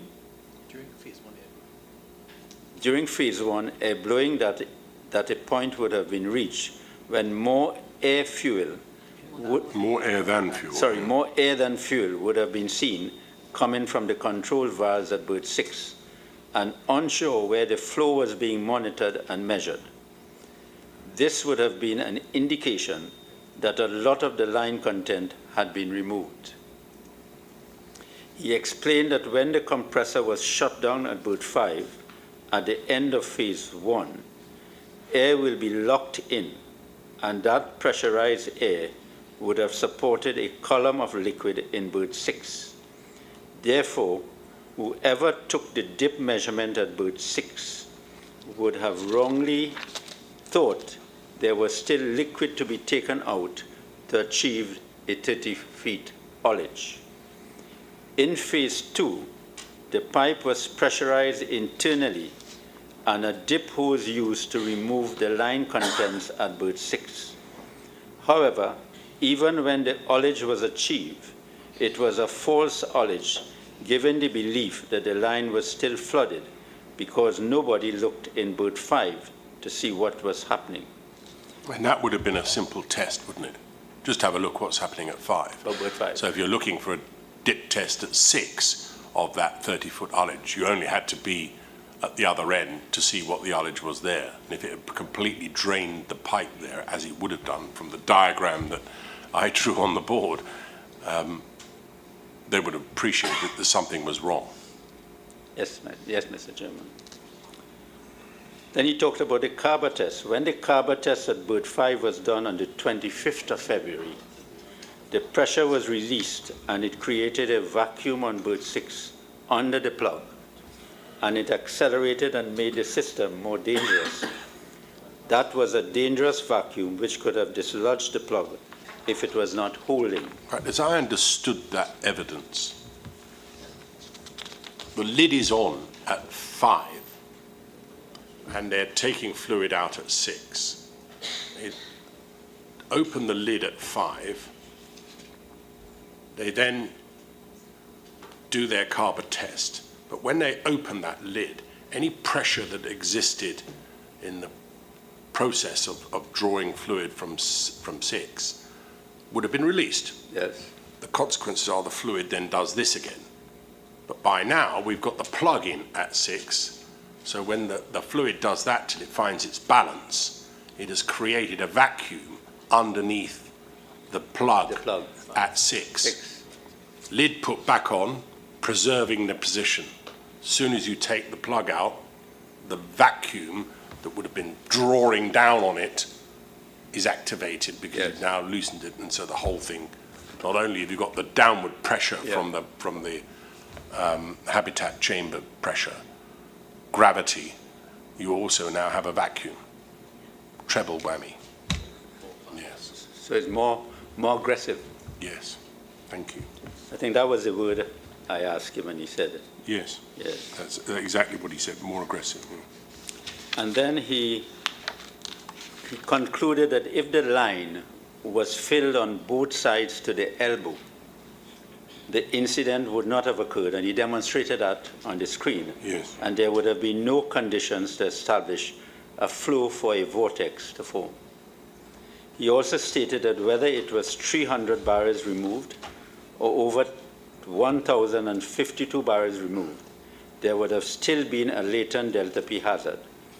When he did his report, he did not know the extent of the contents removed from the line. He went by the method statement supplied by LMCS, which states 300 barrels would be removed. If 300 barrels were removed, there would have been a gap of 7 or 8 inches of air space along the top of the line. If more was removed, the gaseous void became larger. He stated that 300 barrels was way too much to be removed. He referred to LMCS' original plan, which was to drain the topside piping, take off the elbow, and to remove fluid from berth 6 by way of an air pump at berth 6. However, he doesn't know why there was a change. This would have been a safer method of removal. The experts' conclusions, therefore, were that had only enough line content been removed to create a 35 haulage, then a delta P event would not have occurred, sucking the men into the pipe. Further, he concluded that the method utilized of air blowing resulted in more than the target quantity of line content being removed, which gave a false impression when a dip measurement was taken at berth 6 that the line was full of content. If Paria and LMCS had identified, well, a possible delta P hazard in the document submitted by LMCS to Paria for review, this delta V event would not have occurred because measures would have been taken to mitigate the risk of a delta P event. This highlights the importance of having professional engineers to monitor, well, to assess the risk in these kinds of jobs, and also to monitor properly trained persons to monitor this inherently dangerous works. I mean, the long and the short of it is that if Mr. Khan had been given the facts prior to the work being carried out, that is after the line draining, but prior to the work being carried out, he would have at least identified the potential for a delta P hazard existing. Yes, Mr. Chairman. And you would have seen Mr. Khan's evidence, and Paria-LMCS did not disperse his expertise, and therefore anyone in his category would have been able to give that advice. That is why it seems that jobs like these really need a client, an expert client representative to safeguard the interests of whoever it is, whether it's a contractor. Well, somebody completely independent from the contractual process in a way, isn't it? Yeah.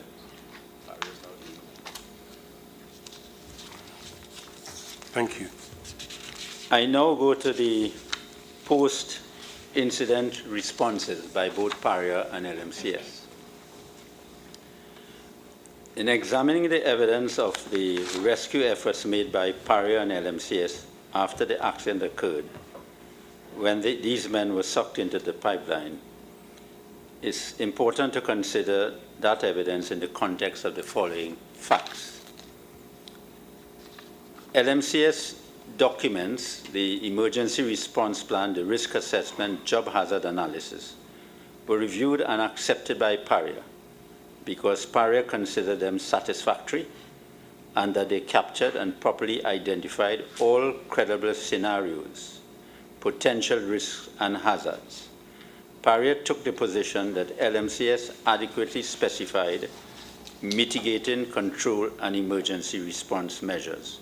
And I've put the references to Mr. Michael Way's evidence and Mr. Randy Archibald's evidence of Paria.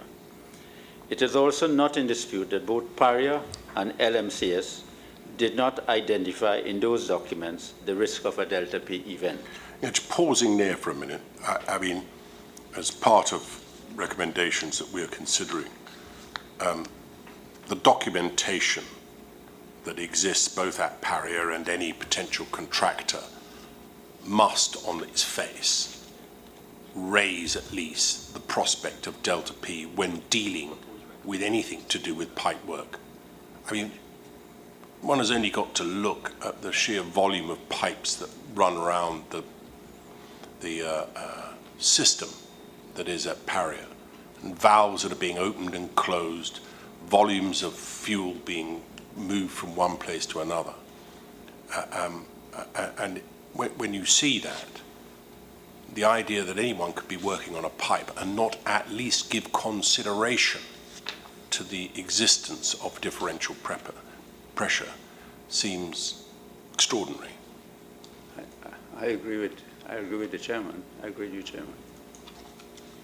So whenever works are being carried out on pipe work in the future, someone needs to say, what about delta P? And then you either rule it out, you mitigate it, whatever it is, but at least you've raised it as an issue that needs addressing. For example, if that was followed in these documents and you had someone who could have identified it, an expert or an engineer or like the previous contract probably, they would have probably said, listen, if you're going to drain that amount of oil, let us check it and see whether by draining that amount of oil with the process, 300 barrels is permissible to be drained. Well, I mean, the fact of the matter is there were easy ways of testing whether it worked. I mean, one of the most obvious was to open the flange at the other end and put your dipstick down there. Yes. Because if the ullage on that side was it shouldn't have been more than 4 feet difference. Bearing in mind one end is lower than the other. The maximum difference between the two would have been 4 feet. So if you were looking for 36 on one side, you'd have had 32 or whatever it is on the other. You know, and that would have told you straight away that you've got a full line. Yeah, all right, thank you. It is also not in dispute that both Paria and LMCS did not identify in those documents the risk of a delta P hazard. Now, Mr. Khan, in the Incotec report at paragraph 2.4, stated that LMCS job safety analysis, method statement, risk assessments, toolbox meetings, Paria's PTW 9320, and its bid evaluation of LMCS proposal all failed to identify this potential differential pressure hazard. So the failure, therefore, of both Paria and LMCS to identify a delta P hazard, in our view from the evidence, caused the accident in which these 5 divers were sucked into the pipeline. Paria and LMCS were therefore jointly responsible for the accident and were therefore jointly responsible to make efforts to rescue the divers. What do you say to Paria's position that starting with, if you like, the toolbox meeting at least, there is no reference to the removal of the plug, and there was a need to obtain a work permit to remove the plug.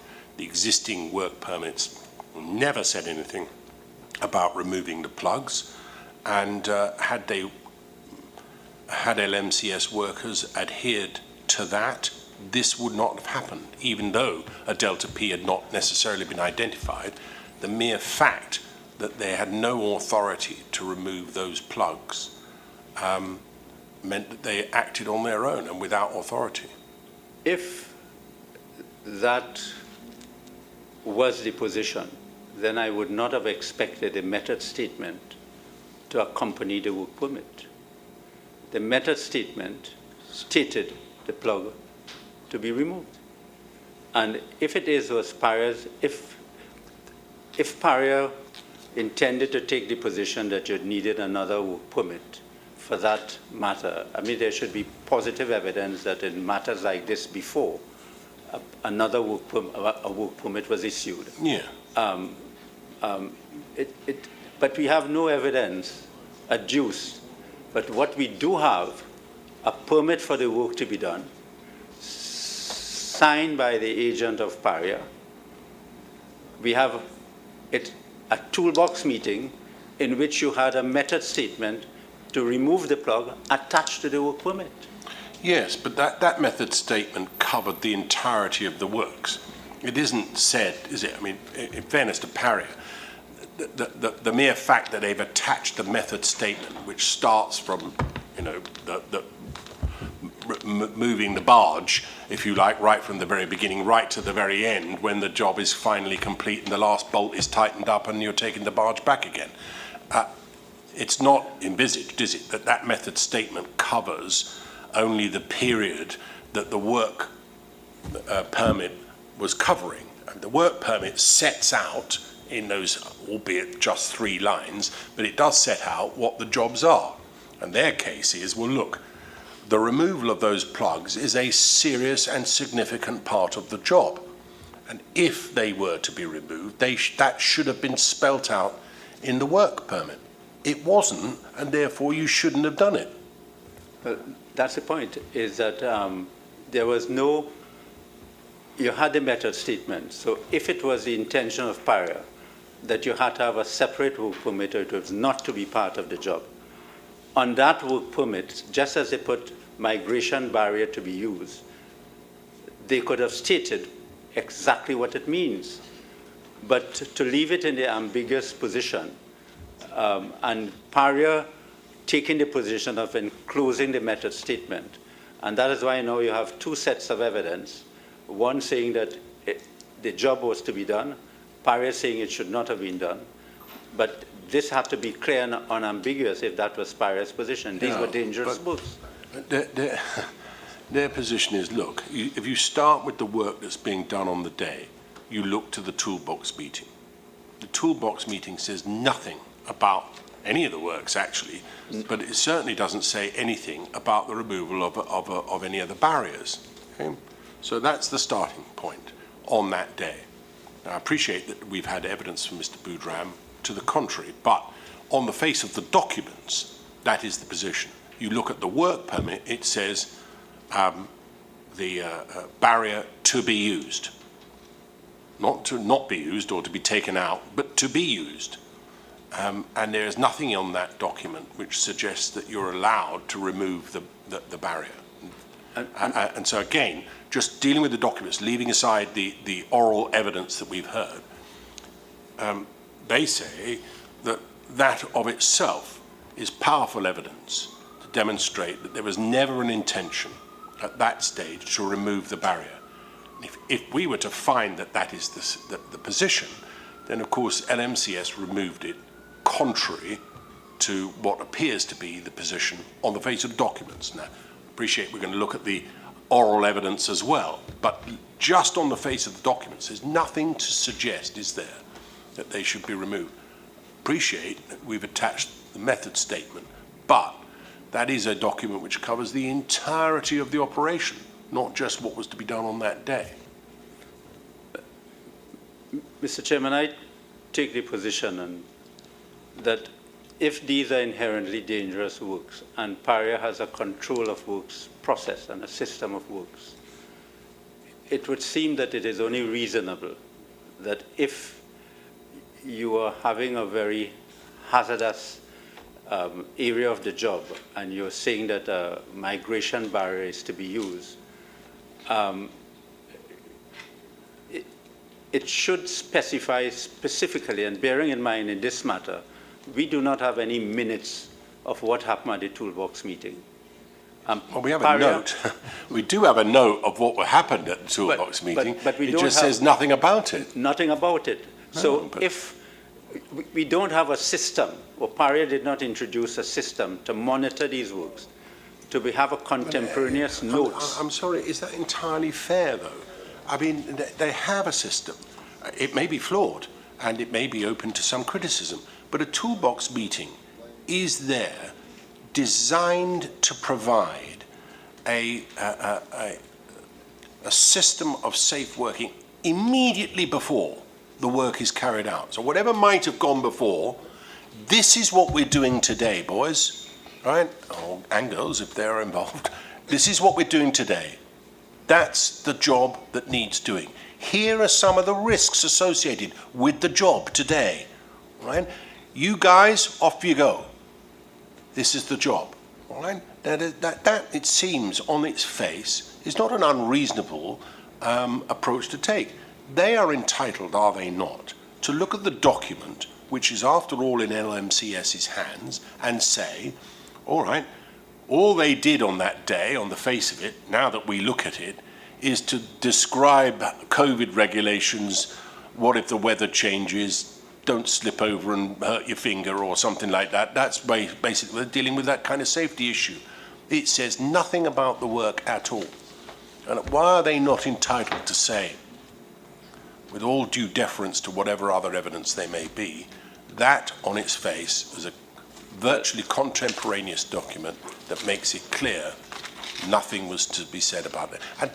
And adding to that, not unreasonably, they say, the work permit doesn't have to say, do not remove the work barrier, the line barrier. It's not meant, it doesn't have to indicate, do not take this out of the pipe. It simply has to indicate what jobs they are entitled to. That's their, I hope I don't misrepresent it, and I dare say if I was, they would jump up. That toolbox meeting has to be taken in the context, Mr. Chairman, that it was a process to ensure that what works had to be done were known to LMCS for the works to be done. And that is why the control system provides for Paria's representative to be there and ensure that what was discussed at that meeting was for the works to be done. In this case, that process was flawed. The gentleman wasn't there. So in effect, one has to look at the process for the safe conduct of the works. And the rules provide for that toolbox meeting for the work plan to be discussed at the meeting.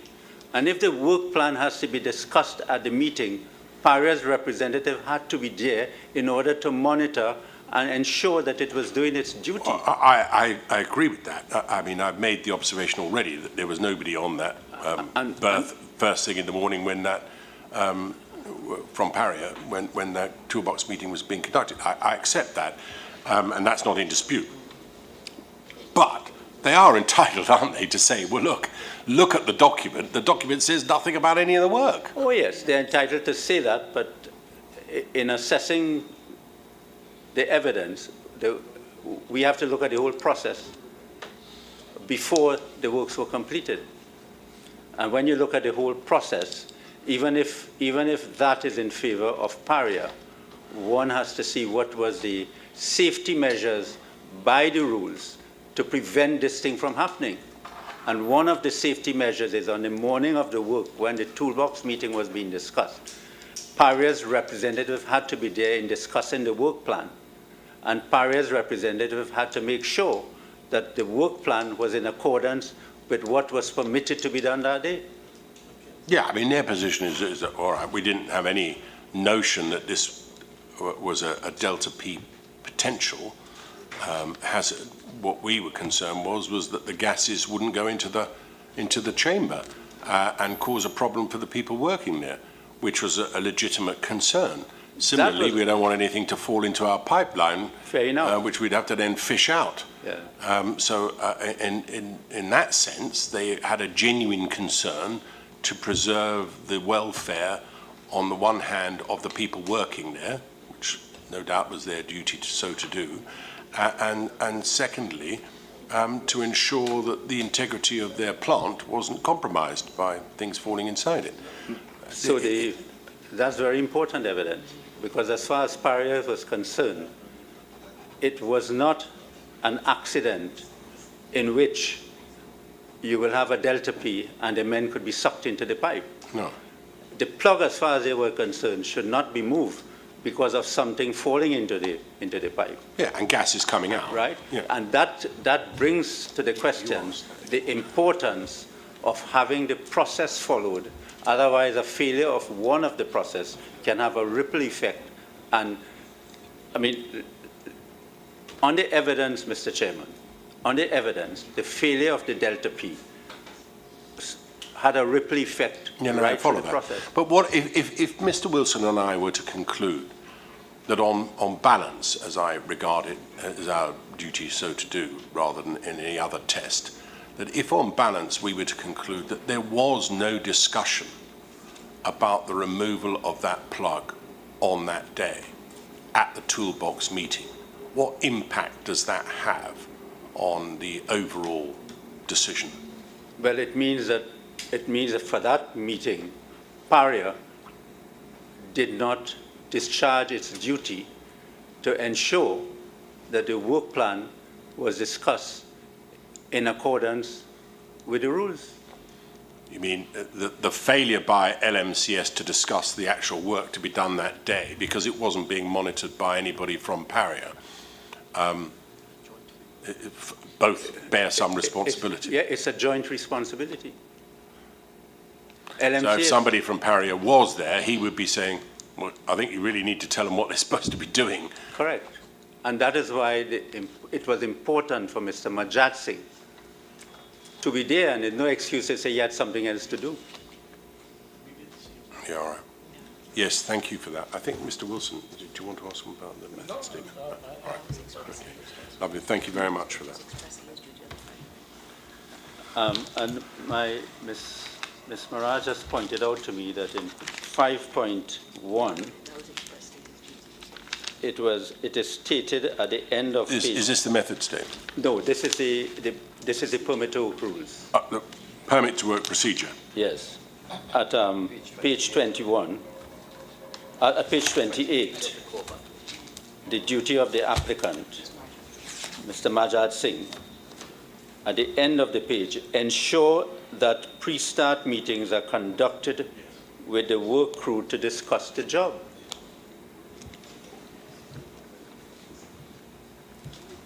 That's paragraph 5.1, 5.1. and the last bullet point on page 28.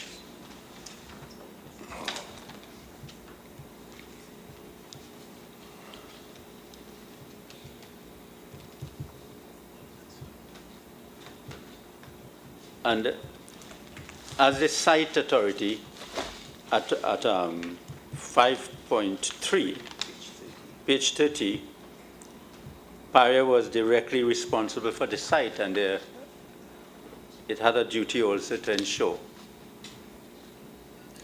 that the job was done in accordance with the approval. Yes, thank you very much. Now, in dealing with the rescue, in the context that I am saying that both Paria and LMCS was responsible for not having an emergency response plan on that day, I then referred to the Incotec report, which stated that the best time for the rescue was immediately following Budram's emergence from the pipeline at about 5:30 p.m. and maintained that a rescue was possible. He explained that the risk of a secondary Delta P event was minimal because the system had stabilized and something would have had to trigger a Delta P. And I put I wouldn't read what is stated there because we have heard that in the evidence. Mr. Zaid Khan in his evidence maintained that position in cross-examination and explained why the rescue was possible immediately after Budram's emergence from the pipeline and why a secondary Delta P event would not be triggered by rescue divers. His expert evidence on that was not challenged. In fact, Mr. Piper and the IMT's evidence is that after the accident occurred at 2:45 p.m., conditions in the pipeline were static. At paragraph 120 of his witness statement, Mr. Piper stated that the conditions on either side of the inflatable plug appeared to have stabilized after the occurrence of the event. And Mr. Piper says that, does he?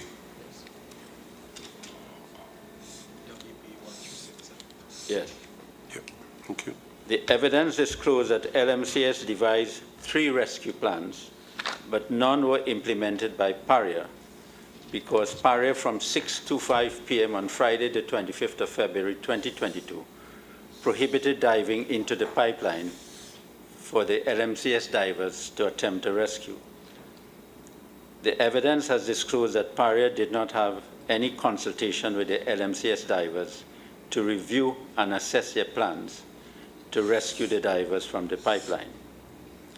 Paria admitted that it did not have the requisite expertise to review the emergency response plan submitted by LMCS at the bid stage of the project.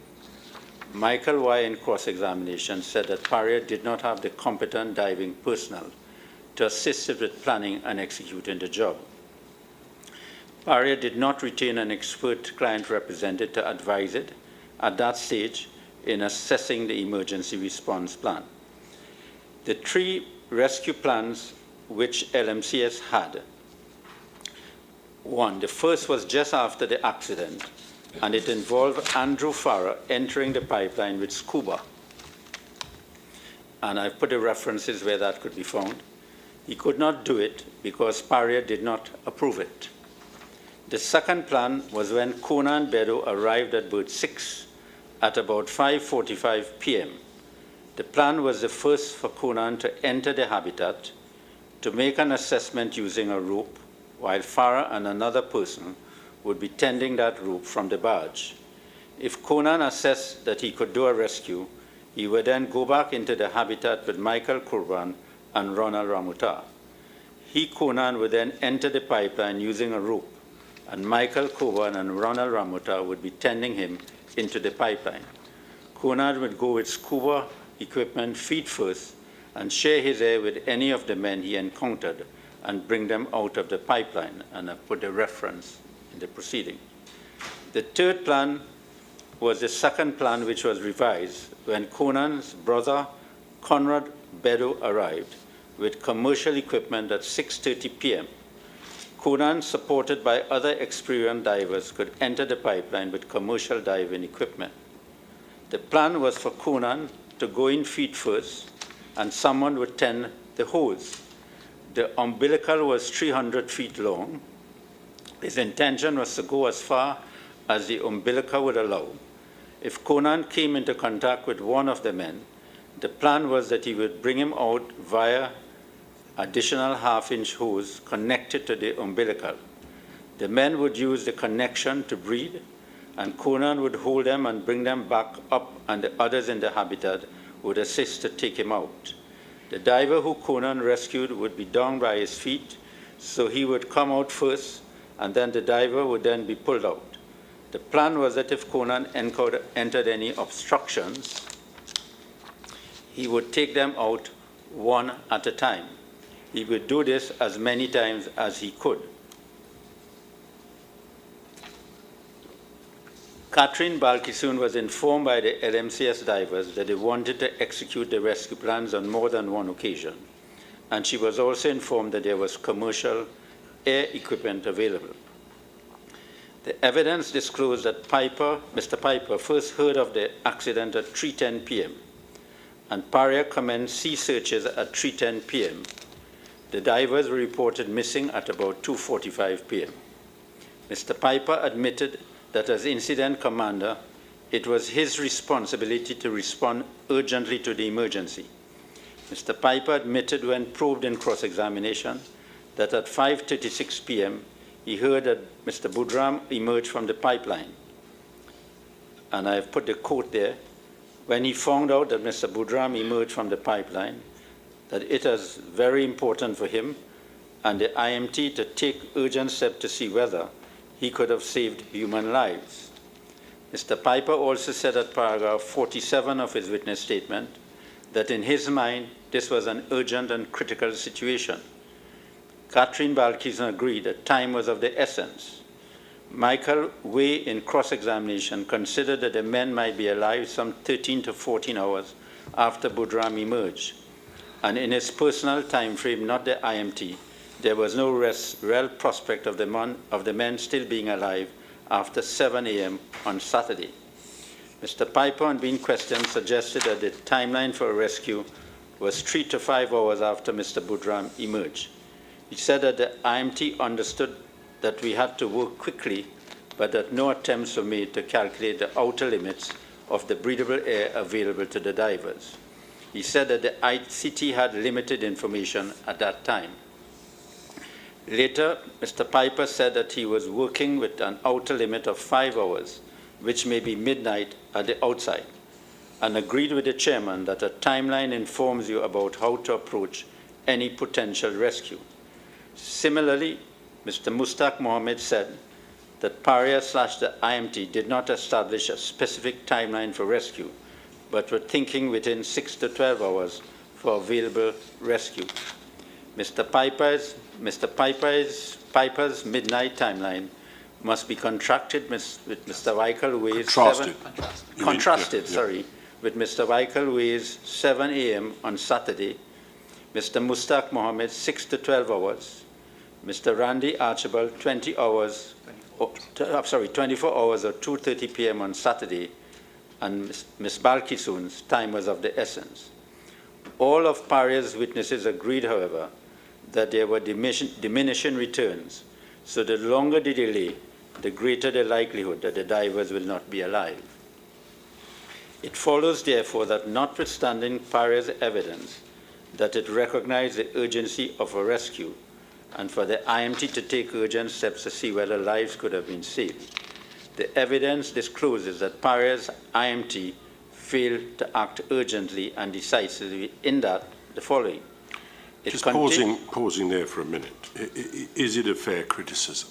Well, is it a fair criticism of me and others that there was no timeline established in the IMT at the outset, and that the first we discover of any kind of reckoning in relation to the time that they considered anybody might still be alive varies widely between the various people at the IMT?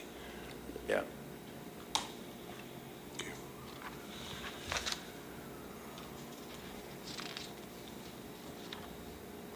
And I've itemized here, it continued to search the open waters until 5:30 p.m. on Friday, even though Mr. Piper admitted that he considered the possibility of the men being in the pipeline since 3:20 p.m.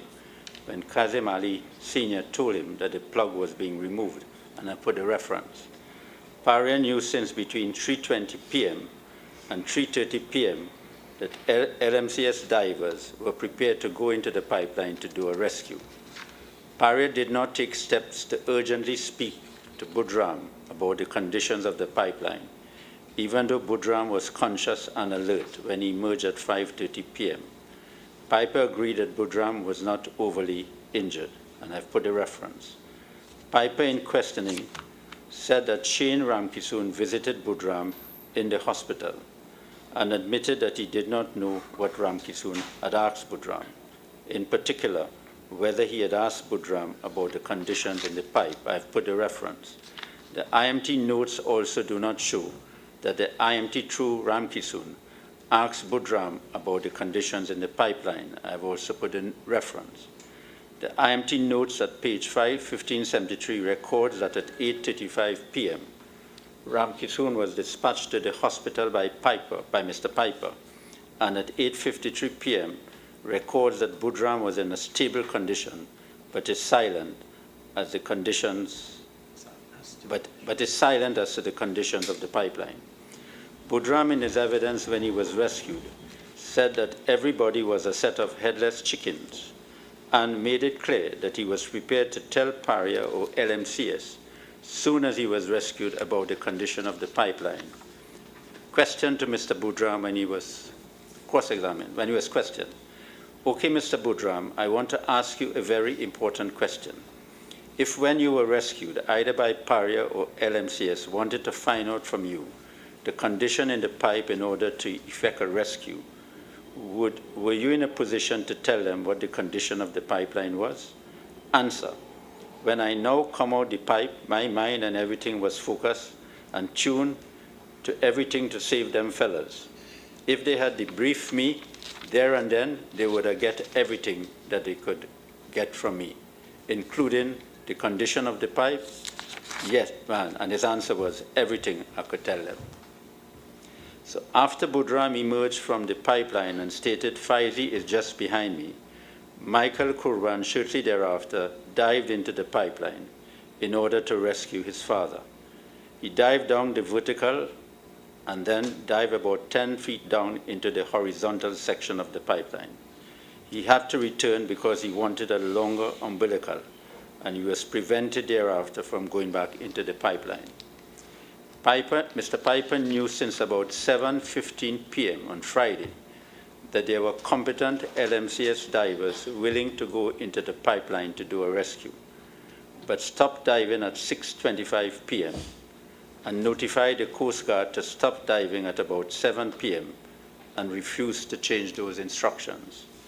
Paria did not act urgently to obtain information from the diving companies when they arrived, and instead they were told to await further instruction, and I would itemize that later.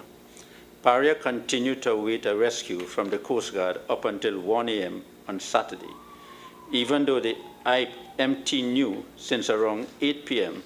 that the Coast Guard was not equipped, nor did they have the training and competence to dive into the pipeline. Mr. Piper's explanation for stopping the diving into the pipeline at 6:25 p.m. was that he had to assess the conditions in the pipe. He said that he did not want to act instinctively or emotionally. I've put a reference. The IMT had a duty to explore all possible ways to rescue the men in upholding its first principle of the ICS, which was to safeguard human lives, and it had to act to uphold that principle of Paria's safety first system. Mr. Y's description of the performance of the IMT after much consideration was excellent. The question arises, is this opinion supported by the evidence? Pausing there for a moment. You say that the IMT had a duty to explore all possible ways to rescue the men in upholding the first principle of the ICS, which is to safeguard human lives. Do you mean by that a legal duty or a moral one? Well, I respectfully submit that it was a legal duty, and I say that for this reason. From my submissions this morning, I have shown that there was a duty of care to be exercised by Paria having regard to the inherently dangerous work, quite apart from the permit to work. I have shown this morning in my submissions that both Paria and LMCS ought to have detected the delta P hazard from all the documents before the works were done. That caused no emergency response plan to have been, with the delta P hazard being approved. So Paria shared that responsibility. It's a joint, that failure was a joint failure. So, I get the duty at that stage, right. Yes. So if as a result of that failure, an accident occurred, which occurred because of the failure to identify that hazard, and there was no emergency response plan in place, my submission is that in law there's a continuing duty in the circumstances for Paria to take whatever steps that is reasonably necessary to rescue the men. So in terms of a legal duty, we would have to find that there was a duty of care at the outset, and you say there then that duty of care continues up until and including attempt at least at a rescue. Attempt. Right. I'm sorry, I think that is the word I should use. Attempt to rescue. If we were not to find that there was a duty, that Paria had a duty of care at the outset, that was all LMCS, there's therefore no continuing duty. Well, I would submit that based on the permit to work rules, quite apart from the common law duty, right, based on the permit to work rules, there were joint breaches by LMCS of that duty when the emergency response plan did not identify a delta P hazard.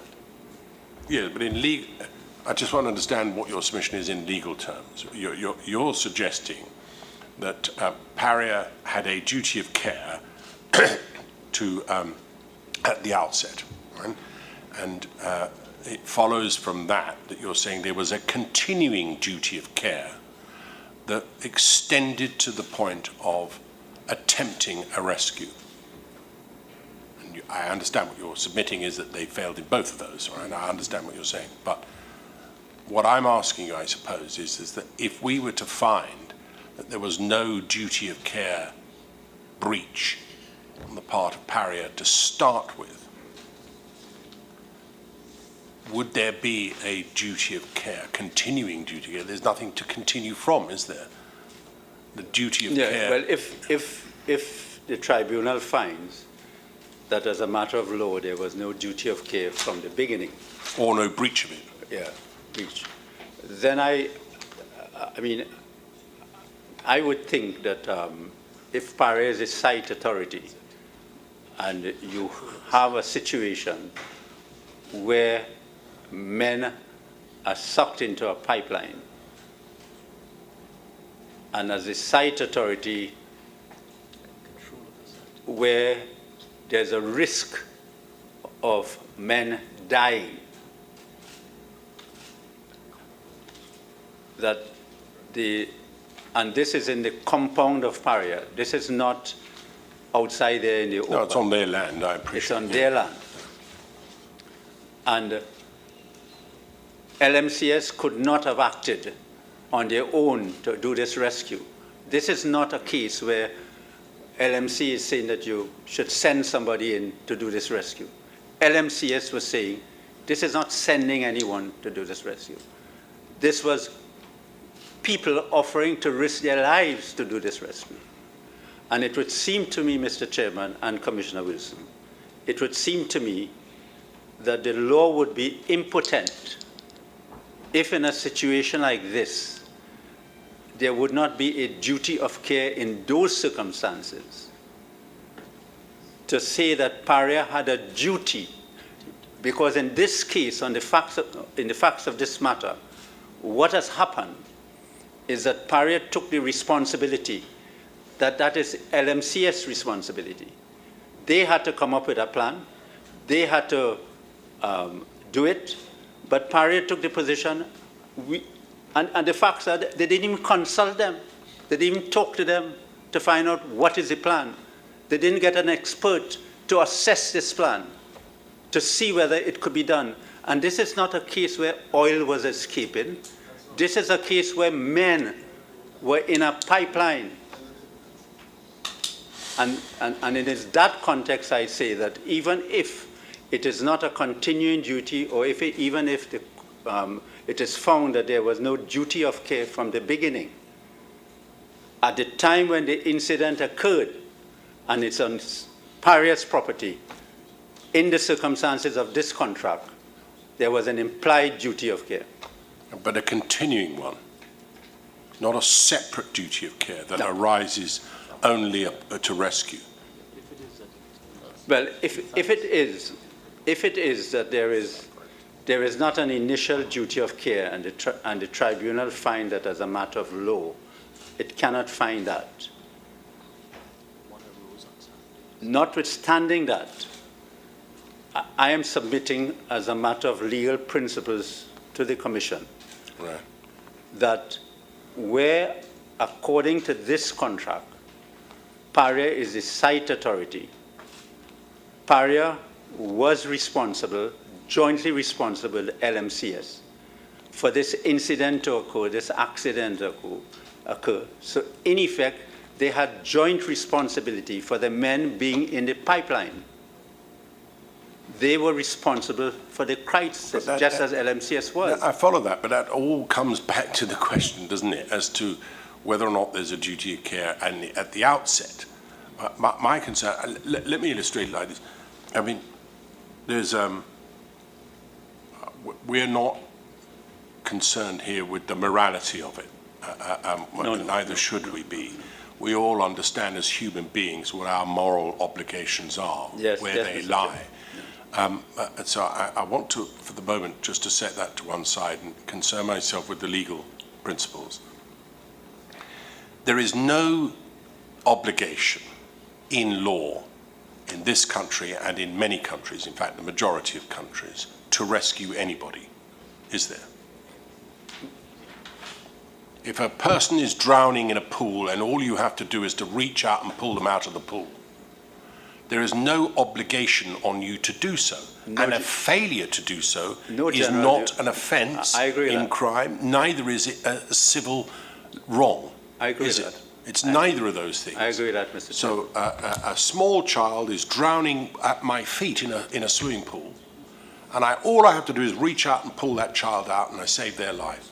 If I choose not to do that, there may be considerable moral opprobrium attached to that, but I am not legally liable, am I? No, you're not liable. There are countries which make that a liability, but not in this jurisdiction, or in the vast majority of common law jurisdictions. So, if that is the position, that there is no legal obligation to effect a rescue, why does that not apply to Paria's efforts, such as they were, with respect, and my duty is to advise the Commission as best I can. Yes. It is my submission that this is not a case where someone is drowning in a public place and you have a pedestrian walking and he did not attempt a rescue. This is a case where there's a contract. Well, even if it's my swimming pool, I own it. It's on my land. Well, it's a child who came round to visit yes, my friends. But, Mr. Chairman, this is a case in which there's a contract. Right. There's a contract. And there's a contract for Paria to, part of the contract, to ensure an emergency response plan was put in place. That plan, that duty, was not performed by both LMCS and Paria. So is it a breach of contract then that they failed to effect a rescue? Well, it's because of the breach of the contract and what happened, the accident occurred, the duty has arisen as to whether they have a duty of care to do anything. Right. So one can have an express contractual duty or an implied contractual duty, and therefore the question is, this is a case in which you have Paria in charge of the compound. Paria could prevent persons trying to save the lives of these people. Paria exercised that right, and therefore if it is shown that it was grossly reckless or negligent for Paria to do that, then in my respectful submission, they had a duty, because this is saving lives, this is not any other thing. Do you have any authority for that proposition? Well, I don't have it with me, but I can supply it to the tribunal to make an argument. I would certainly like to see such an authority, because it's something which has obviously exercised me as to legal principles, what obligation there was on Paria. We all know there's a moral one, and, but I have to obviously consider I beyond agree. that morality. I agree with you, Chairman. I agree with you that one has to look and see what are the principles of law, if they can apply, and I will certainly assist the Commission as best I can. Well, I'd be grateful for any assistance, and I welcome anybody else making any submission, hopefully in writing rather than anything else, with any authority that deals with it. And I look in particular to Mr. Peterson and Mr. Mutu about that. If there are submissions in that respect, I would like to see what law there is to support such a proposition, because I'm troubled by it. Much obliged, Chairman. Thank you very much.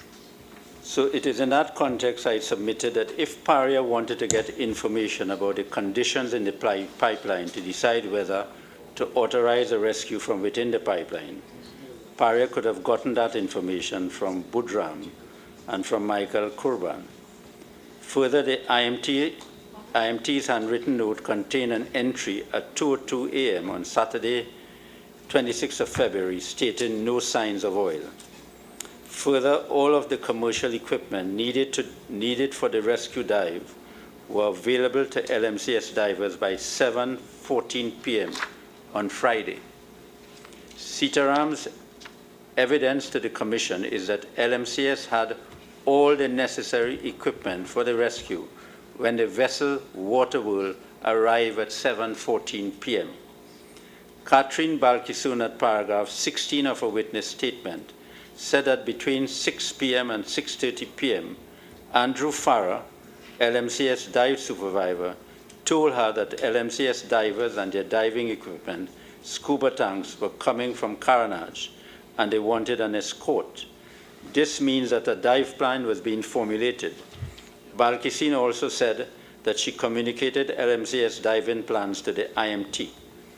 Balkisoon agreed that she was not merely a conduit for the IMT, and at paragraph 9 of her witness statement, she said she had to provide on-site logistical and technical assistance and support the search and rescue efforts.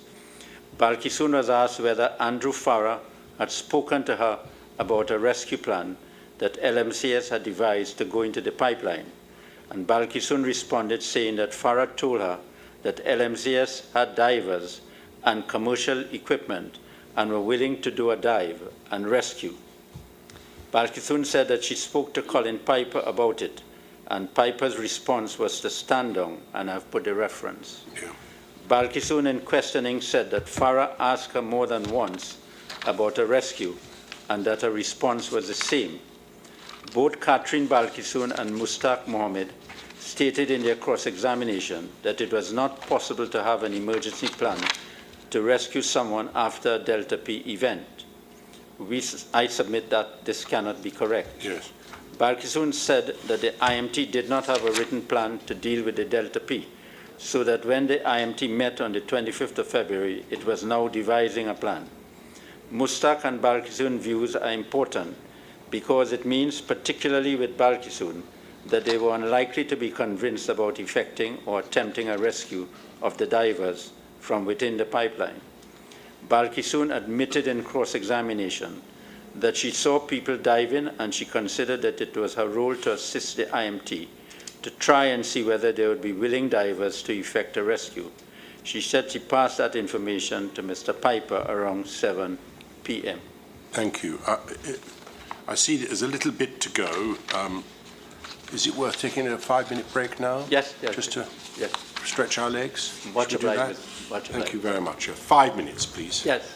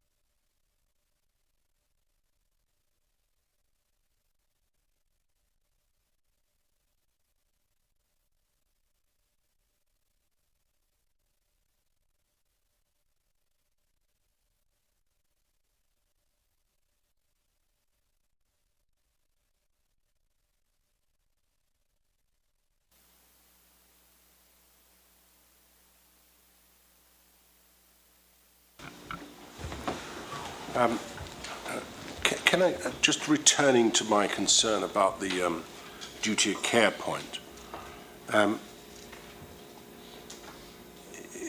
assume, as I say, for the purposes of this argument, that we don't find that there was a breach or any duty of care at the outset on part of Paria, right?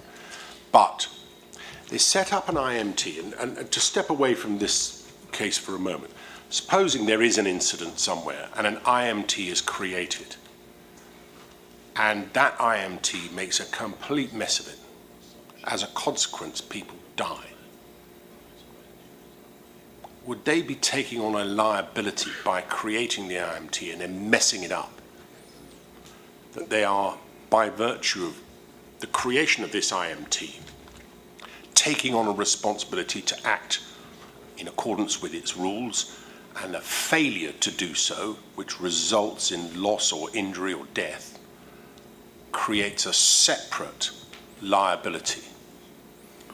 Well, the incident management system was set up in order to prepare for an effective response in case of an emergency. Right. And if it is that they fail in that duty... Is it a duty? Well, I would think that it's a duty, because one has to also appreciate there's something occupiers liability. Yes.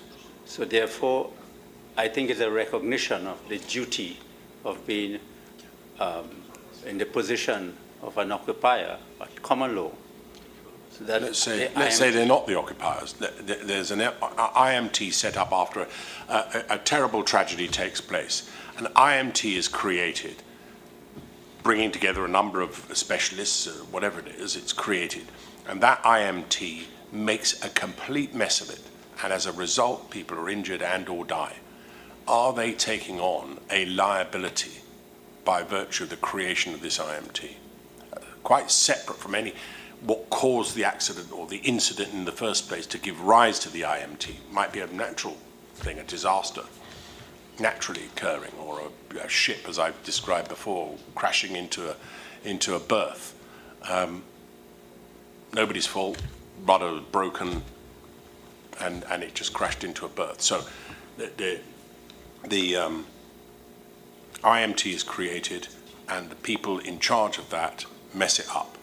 Are they liable? Well, if it is not an accident on the site, I think there are different considerations. But if it's an accident on the site, it brings in the common law principles of the duty under the occupier liability principle. And I could see that there could be an argument, but there could be an argument, and I would also include that aspect in the note I would send to the Commission. But it is I recognize that this is not an easy area of the law. No, I could understand that if I am a judge and I had to decide the point, I would express the same concerns or even more concern that you, Chairman, has been asking. But when one looks, and that is how law is developed, as the Chairman knows, one takes principles which have already been decided and try to fit them in. And that is how the law has been developed. So in my mind, when I was looking at these facts, I knew that these are some arguments that we may be used against it. But I have always tried to use the principles of law to be able to fit a case if I can, and even if it means breaking new grounds. And I remember as a young lawyer, when I was in prison for contempt of court because I told a judge she was acting unjudicially, and most of the lawyers told me, you cannot sue the state. They even told me the conviction would be affirmed. I said no. And it was set aside, and then I sued the state to get damages. And the law was, the common law is, that you can't sue a judge. But I sued the state. So we told the courts, the upper courts, that I'm not going against the judge, I'm going against the state, the judicial arm of the state. And now that case is authority in the Commonwealth.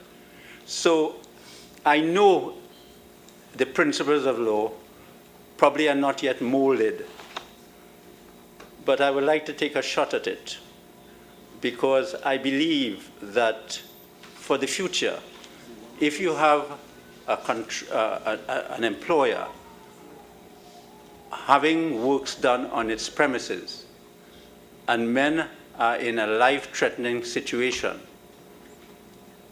the employer must have a duty of care if it knows that if it does not act, the men can die. And this I think I don't think there's a difficulty about that. I think it's the extension of that as to whether there is a duty to rescue. That is what I think is troubling me more than anything else. I mean, a duty of care, yes, duty of care that might continue into a rescue, yes, well, arguably, but of its own bat, as it were, that there is a duty to rescue. Well, if there is a duty to take reasonable steps to safeguard health, there could be there's a greater duty to take reasonable steps to prevent that. All right. Well, let's not. Let's look at the finer details of the law, perhaps separately from your submissions generally. But I mention it now because you raised it during the course of your submissions, and I am anxious to give everybody an opportunity to be able to make any submissions that they wish to on that issue, particularly Paria, obviously. Yes. I'll make a ruling about it afterwards, but let's hear your submissions. Yes. So I go to that Mr. Piper knew since about 7:15 p.m. that there were competent LMCS divers willing to go into the pipeline and that there was commercial equipment available for rescue. Mr. Piper said that at some time during Friday evening, he knew that LMCS had equipment, commercial air supply equipment, experienced divers, and had divers willing to go into the pipeline, and yet took the position that it was not safe for them to go into the pipeline. In Paria's timeline, it is recorded at 6:55 p.m. the divers' diving equipment arrived at site. Mr. Piper said that even earlier at 6:25 p.m. that it was not safe for divers to go into the pipeline, after Visham Harichan told him that LMCS divers were diving into the pipeline. Alvin Sitaram in his evidence confirmed that Subsea Global Solutions Limited had on board the Waterworld all the commercial diving equipment and lighting that was necessary for a rescue, and that the Coast Guard had inspected his equipment. He said that Waterworld had super lights, band masks, that is helmets, diving umbilicals, have high pressure, low pressure backup, air supply, umbilical lengths of 375 feet and 200 feet. Sitaram also confirmed to the chairman that while SGS divers were not available to dive because they had used up their maximum dive time in previous dives, that all the equipment was available for the divers to use for the rescue. Sitaram said that he was told that Ronald Ramuta had available divers who could have used the equipment to dive into the pipeline, and this was from about 7:15 p.m. on Friday evening. He also said that the Coast Guard was impressed with SGS equipment and confirmed to the chairman that there was nothing more than Paria could have wanted or desired in order to effect the rescue over and above what he already had. Paria's instructions were that no one was to be allowed to dive in the pipeline continued.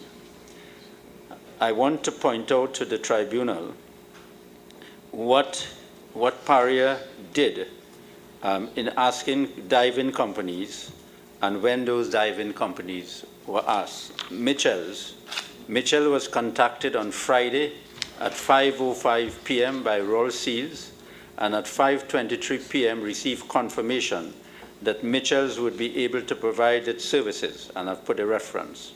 The Mitchell's team arrived at around 8:40 p.m. with service air supply equipment and were told to remain on standby, and I've put a reference in the evidence.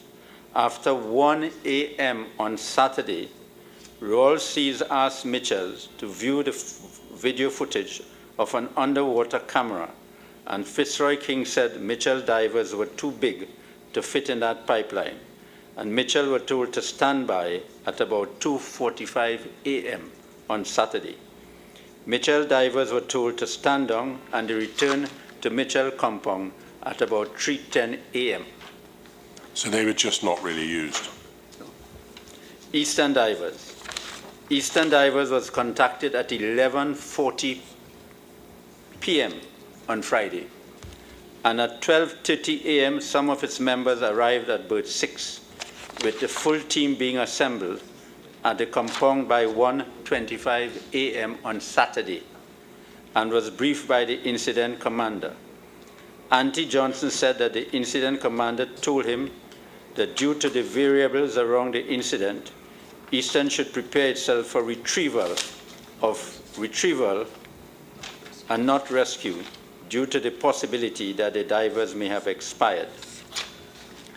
After its assessment on the site, Andy Johnson told the incident commander that his team would not be able to make an entry to perform the rescue operations, as approximately 120 feet of the 1,200 feet pipeline was filled with water based on what was seen on the video footage. Eastern remained on standby by offsite for the next 12 hours from 5 a.m. Hull support. Hull was contacted at about 4:30 p.m. but was unable to mobilize a crew. Gayasi Woodley, who is Hull's operation manager, said that he had several discussions with Royal Seals, and Hull advised against cutting the horizontal section of the pipe as being too risky. OTSL. OTSL was contacted on Friday afternoon, and its dive vessel arrived at Paria at about 8:30 p.m. and remained on standby until 5:30 a.m. on Saturday, and was not called upon by Paria. HHSL and the cameras. HHSL was only contacted at about 10:50 p.m. on Friday by Michael Way. A pushrod camera with operating crew arrived from Atlantic LNG at 9 p.m., but that camera was not inserted until midnight. Colin Piper said that the pushrod camera actually came at 11 p.m. Then I have submitted that Paria did not get advice from Royal Seals and Fontes, persons they contacted in order to consider LMCS rescue plans. Paria had available to it Royal Seals and Krishna Fontes, who are experts in diving, to request either or both of them to have discussions with LMCS divers to consider their rescue plans, so that Paria and the IMT could have made a decision on whether to reconsider its decision to prevent LMCS divers from diving into the pipeline. Also, Paria could have attempted to contact the expert Mr. Zaid Khan in Incotec to give them advice as to whether there was a risk of another Delta P event after the pressure in the pipeline was stabilized. Such an expert could have also advised them about the risk of sending divers in the pipeline to rescue divers from the pipeline. And the chairman would recall that in questions to him, asked by you, Mr. Chairman, that if he had the information which Paria had, would he have given an evidence? And would he have given an opinion? And would that evidence would be to effect the rescue, to attempt the rescue? Paria used the diving companies on the evidence to support its unreasonable insistence on receiving conclusive video evidence of the inside of the pipeline. The evidence discloses that Paria became preoccupied and distracted by the cameras and video and ignored the information of Budram and Michael Kurban. In any event, the video, when it was eventually received, confirmed that the line contained clear water, not oil, or not so much oil. so much so that the model number on the tank pushed by the crawler was clearly visible. Summarily, the evidence discloses that the IMT on Friday evening, we say as early as 7:15 p.m., when SGS came outside offshore, there was commercial equipment for a rescue. In fairness to Mr. Piper, he did say in his evidence that during Friday evening he knew that LMCS had equipment, commercial air supply equipment, experienced divers, and had divers willing to go into the pipeline. Paria says that LMCS as the contractor was regarded as a first responder, a point repeated by Mr. Archibald in his evidence and underscored in Paria's opening statement.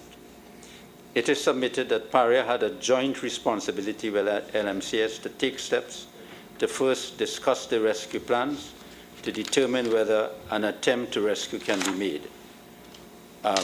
LMCS also had a duty to attempt a rescue, and from the evidence, they did attempt that, but was prevented from doing so. The next part, and I'm coming to the end, Mr. Chairman, the next part is that the fact that Paria failed to identify a delta P as a potential risk meant that no emergency plan was developed, and I want to put that in the context of the rules.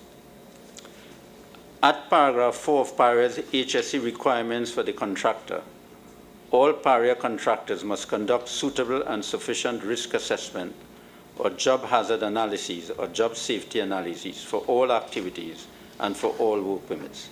At paragraph 7.0 of the same document, Paria requires all contractors to have emergency response plan for fire, gaseous emissions, spills, and any other credible scenarios. Moreover, at lines 2 to 4 of 7, this ERP will be reviewed by Paria's HSSE personnel for adequacy prior to the commencement of any work. So one sees from Paria's rules, Mr. Way's confirmation at paragraph 76 of his witness statement that Paria's maintenance department reviewed and accepted LMC documents included its risk assessment means that the risk identified by LMCS, which did not include a delta P hazard, were accepted by Paria. This means that Paria wrongly did not regard delta P as a credible risk. It also means that since Paria did not regard delta P as a potential risk, Paria did not have any emergency plans to deal with the situation. Accordingly, when the situation occurred, neither Paria nor LMC recognized the root cause of delta P, and because neither identified delta P as a potential risk, neither had an emergency response plan to rescue the divers. Certainly, Mr. Khan's view is that delta P was a credible risk, and it is said that since both Paria and LMC failed to identify as a risk, no steps were taken to eliminate this hazard were implemented. OSHA agreed with the Commission. OSHA agreed with Mr. Khan's opinion, and at paragraph 5.3 and 5.4 of OSHA's preliminary report, it said that neither Paria nor LMCS emergency plan captured emergency scenarios in relation to LMCS. This was a scenario specific to the job, and for Paria, scenarios based on a risk assessment. It follows, therefore, contrary to Mr. Y's evidence, delta P was both a credible scenario required to be documented in an emergency rescue plan approved by Paria and should have been included by LMCS in its emergency plan following a suitable and sufficient risk assessment. Paria's failure to insist on this inclusion of a delta P as a credible scenario, which should have been part of LMC's emergency response plan, meant that Paria's HSSE personnel did not carry out a proper or adequate review of LMCS documents. And then I come to the treatment of the family. The families of Rishi Nagesa, Yusuf Henry, and Faisal Kurban were in the car park outside Paria's compound from Friday, 25th February to Sunday, 27 February, seeking information on the rescue efforts. Both the families of Rishi and Faisal indicated that they were informed of the decision to transition to recovery on the news on the evening of Sunday, the 27th of February, 2022. The evidence of LMCS is that they had difficulty in contacting Rishi and Yusuf families, but they gave the contact details which they had to Paria. Paria's evidence is that the families were updated through a meeting at the staff club on Saturday, the 26th of February, 2022, and thereafter by way of WhatsApp. Mustaq Mohammed's evidence is that the families were informed of the decision to move to recovery on the evening of the 26th of February by him via WhatsApp.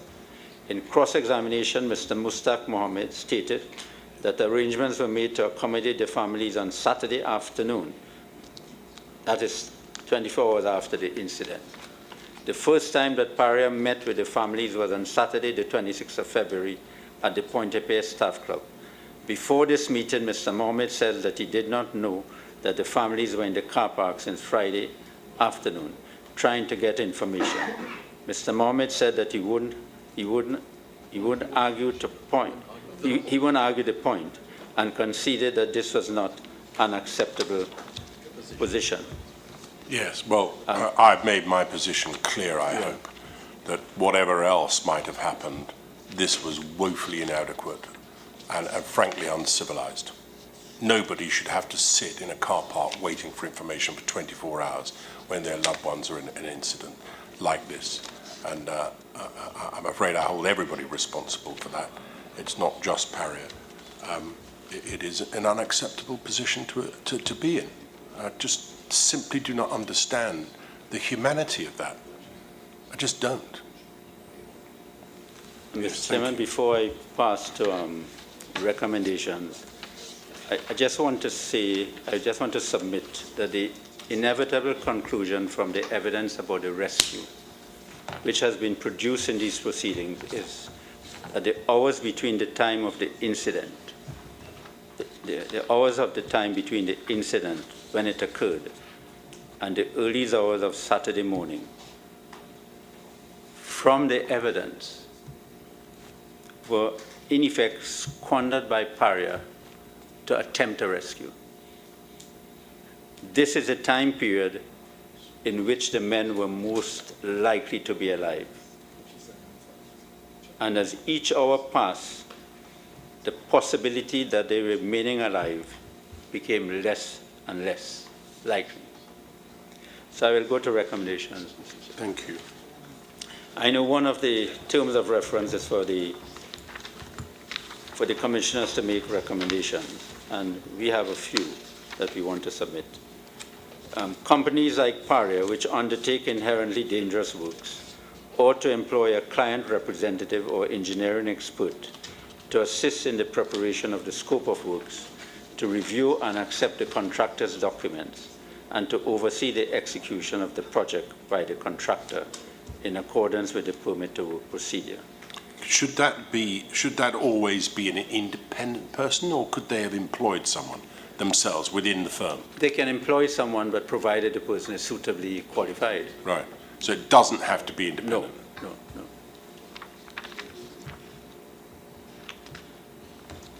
Next one, persons performing the roles and responsibilities set out in the permit to work procedure ought to have dedicated training and qualifications to enable them to perform the functions in those roles in accordance with the permit to work procedure.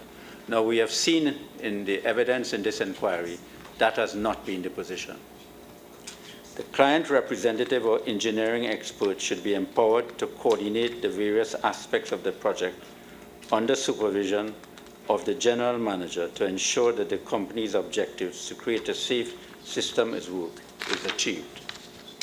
The permit to work form ought to be clear and unambiguous, and the responses ought to be clear and unambiguous. It ought to be redone and fit for the purpose. I mean, your position is that it's not fit for purpose at the moment. Yeah. The way in which it's set out on a single page as it is, it needs... It's inadequate.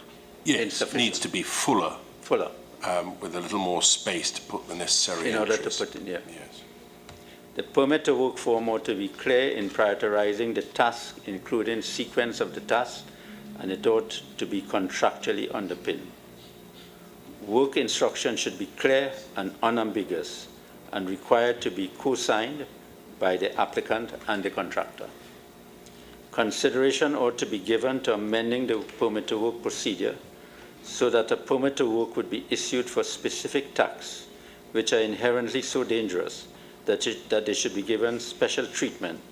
This permit to work would only be issued after the issuer is satisfied that the toolbox meeting was convened in relation to this task, and the risks were discussed and the control measures understood and agreed.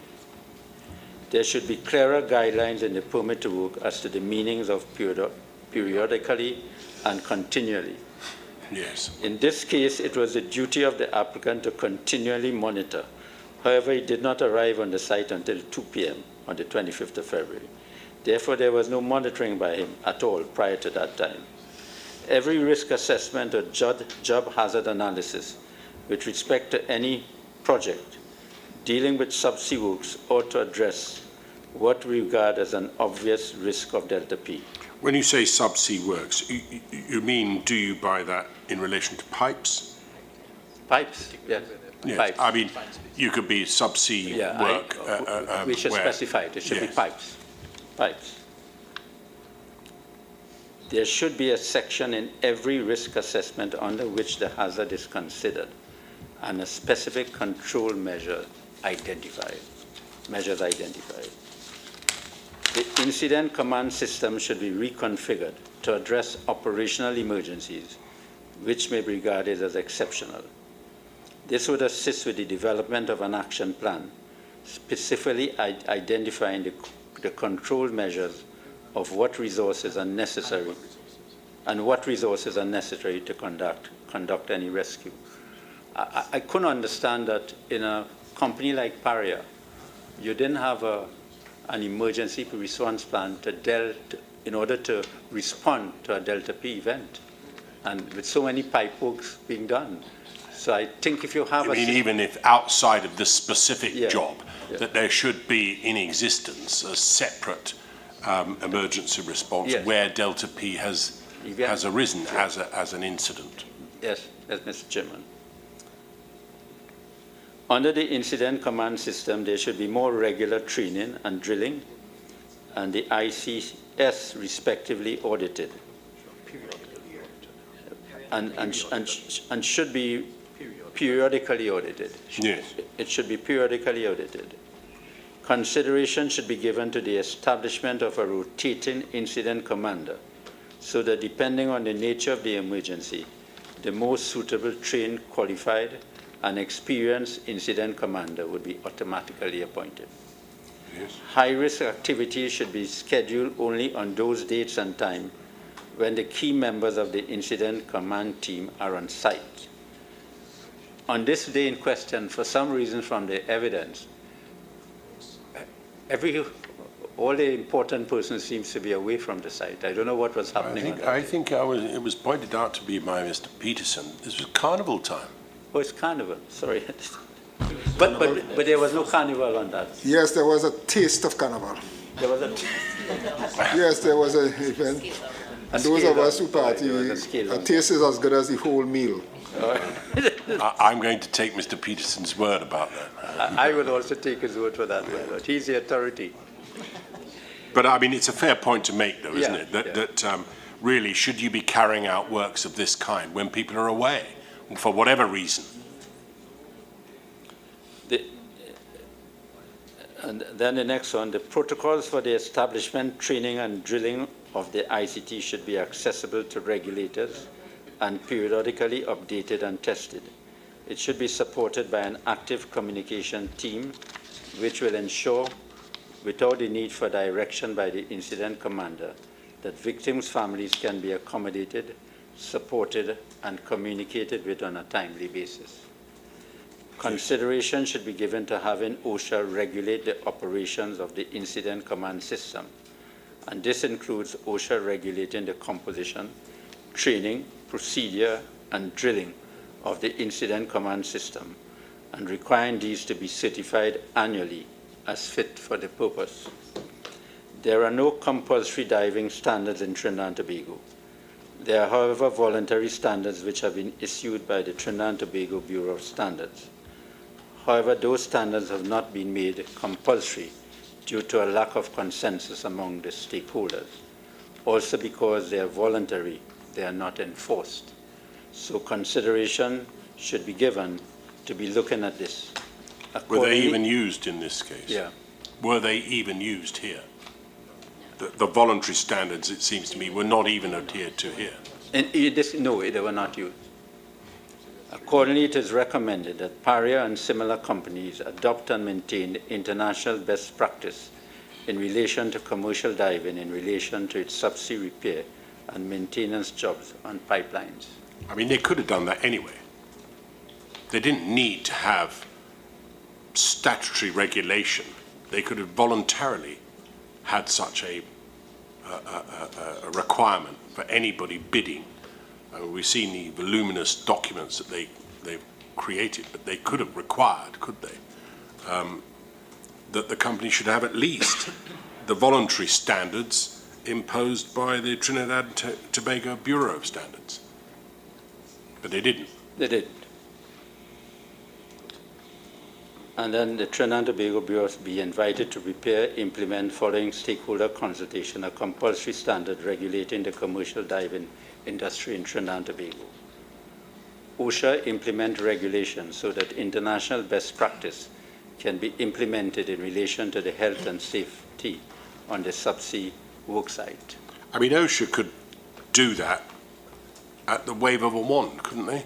Could, yes. They have the power under power. the Act to be able to introduce regulation for any particular field of endeavour in this country where they think that such regulation will be for the benefit of those engaged in it. They've been in existence for 18 years, have they not? The Yes. agency and the authority under the Act, and still no regulation for something as fundamental, perhaps, in a country which has an oil and gas industry. And I might, in passing, also observe that whilst Paria didn't impose the standards that were said to be voluntary by the Trinidad and Tobago Bureau of Standards, neither did LMCS adhere to such standards. No. Correct, Mr. Chairman, that is correct. In pipelines less than 48 inches in diameter, that consideration be given to augment existing pipelines and for all new pipelines to be configured to permit, particularly at the elbows, an additional installation or design to permit divers to be able to turn around. The Right. Accreditation Council of Trinidad and Tobago be appointed an accreditation agency for commercial diving in Trinidad and Tobago for amending the Accreditation Council of Trinidad and Tobago Act, Chapter 3906.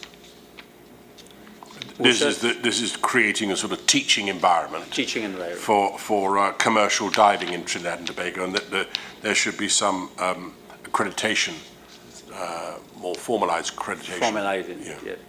All right. And then I come to OSHA's powers to prosecute under the OSHA Act. All right. Having regard to OSHA's preliminary report, which suggests that both Paria and LMCS may be guilty of various offences under the OSHA Act, the commissioners may consider, based on the evidence, to recommend proceedings by OSHA. Section 91(2) of the OSHA Act permits OSHA, following an accident in an industrial establishment, and where it appears from the Commission's report that the OSHA Act was not complied with, to bring summary proceedings against a person liable to be proceeded against in respect of such non-compliance, and those proceedings are required to be commenced within 6 months after the making of the report. The OSHA Act imposes duties on employers, occupiers, employees, manufacturers, and suppliers of goods. Some of these duties are owed not only to persons working at the industrial establishment, but also to visitors and persons who might be affected by the activities carried out at the industrial establishment. Can I just pause in there for a minute?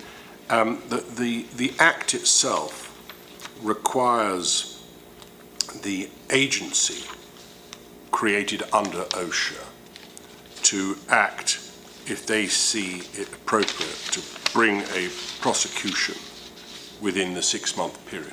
Yes. In the magistrate's court. Yeah. And that applies to individuals, does it, as opposed to companies, or both? Yeah, it applies to employers, which could be a company or an individual. Where it says to bring summary proceedings against the person liable, do you mean by that the company and or the individual if it's, if I've employed someone and it's caused? So it must be the employer. Right. So when you say the person, you mean the employer? Yes. Right, thank you. I'll change that. So, just a moment. And that gives it, well, certainly in magistrates' court proceedings have to be brought within 6 months.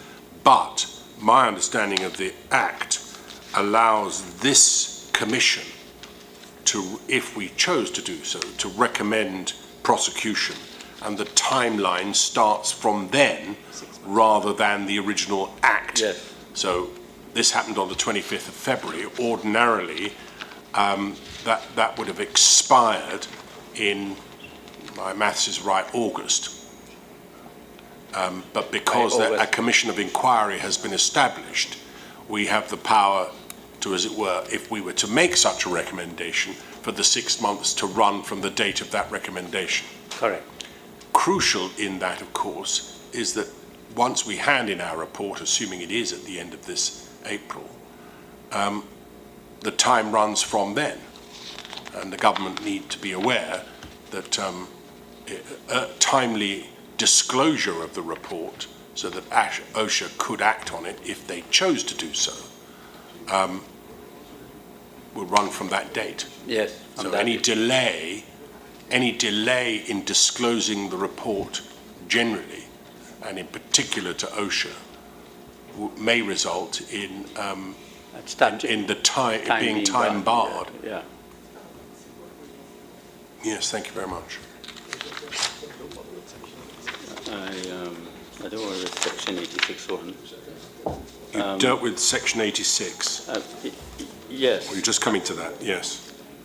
Just coming to section 86 of the Act. Yes, section 86(1) of the OSHA Act states as follows: subject to subsection 2, where a person dies, is critically injured or develops an occupational disease in consequence of an employer, occupier or owner having contravened this act, the employer, occupier or owner shall, without prejudice to any other liability or right of action arising out of the death or critical injury or disease, be liable to a fine of $100,000 or an amount equivalent to 3 years' pay of that person, whichever is greater, and the whole or part of the fine may be applied for the benefit of the victim or his estate, or otherwise as the court may determine.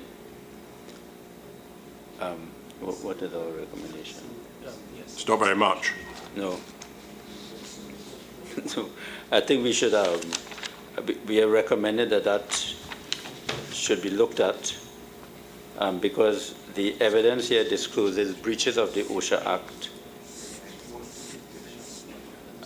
as employer of deceased or injured divers and by Paria as occupier of Bird 6. Of course, you'll appreciate that it is no part of our remit to recommend prosecution as such. No, what we can do is to identify the facts and OSHA recommend, to consider. For example, either the DPP or OSHA consider whether or not an offence has been disclosed. Yes. It is not part of our responsibility to say, LMCS are guilty of some crime or Paria are guilty of some breach of the Act. It doesn't lie in our mouths to say that. It is our responsibility to simply report the facts as we see them, and then to invite any of those agencies to consider whether or not they wish to prosecute. Because we do not have the power to recommend prosecution. No. That is a function of the DPP and the police. There are other persons responsible and the most for that. I think a commission can do is to recommend that you're sending the papers depending if the report is accepted, you're sending the papers to the police or the DPP for investigation, Yes. further investigation. Or OSHA, or OSHA, who are a separate Yes. prosecuting Oh, authority. yes. Yes. I think since this is a public matter, I have a duty to deal with Mr. Ramada's submissions. So I just want to say, Mr. Ramada, on behalf of some of the relatives of the divers, raised the issue of the commissioners making recommendations for criminal prosecution from the evidence which is before the commission. That issue has been engaging the attention of the legal team, but we are not prepared at this time because we have not completed our research on that. We would have the research completed within the next 7 days. The law in this area has been developing. There's a decision in Trinidad and Tobago in the case of inquest number 10 of 2008, in the inquest into the death of Mayo Oliver. But I want to make it quite clear, any opinion I give to the commission is in law private and confidential. And it would not be made public, and it would not be put up on the commission's website. Quite so. That would be a private and confidential document in my duty to assist the commissioners in considering the matter. Well, I think advice that you're giving us is something that ought to remain, in the first instance, certainly confidential.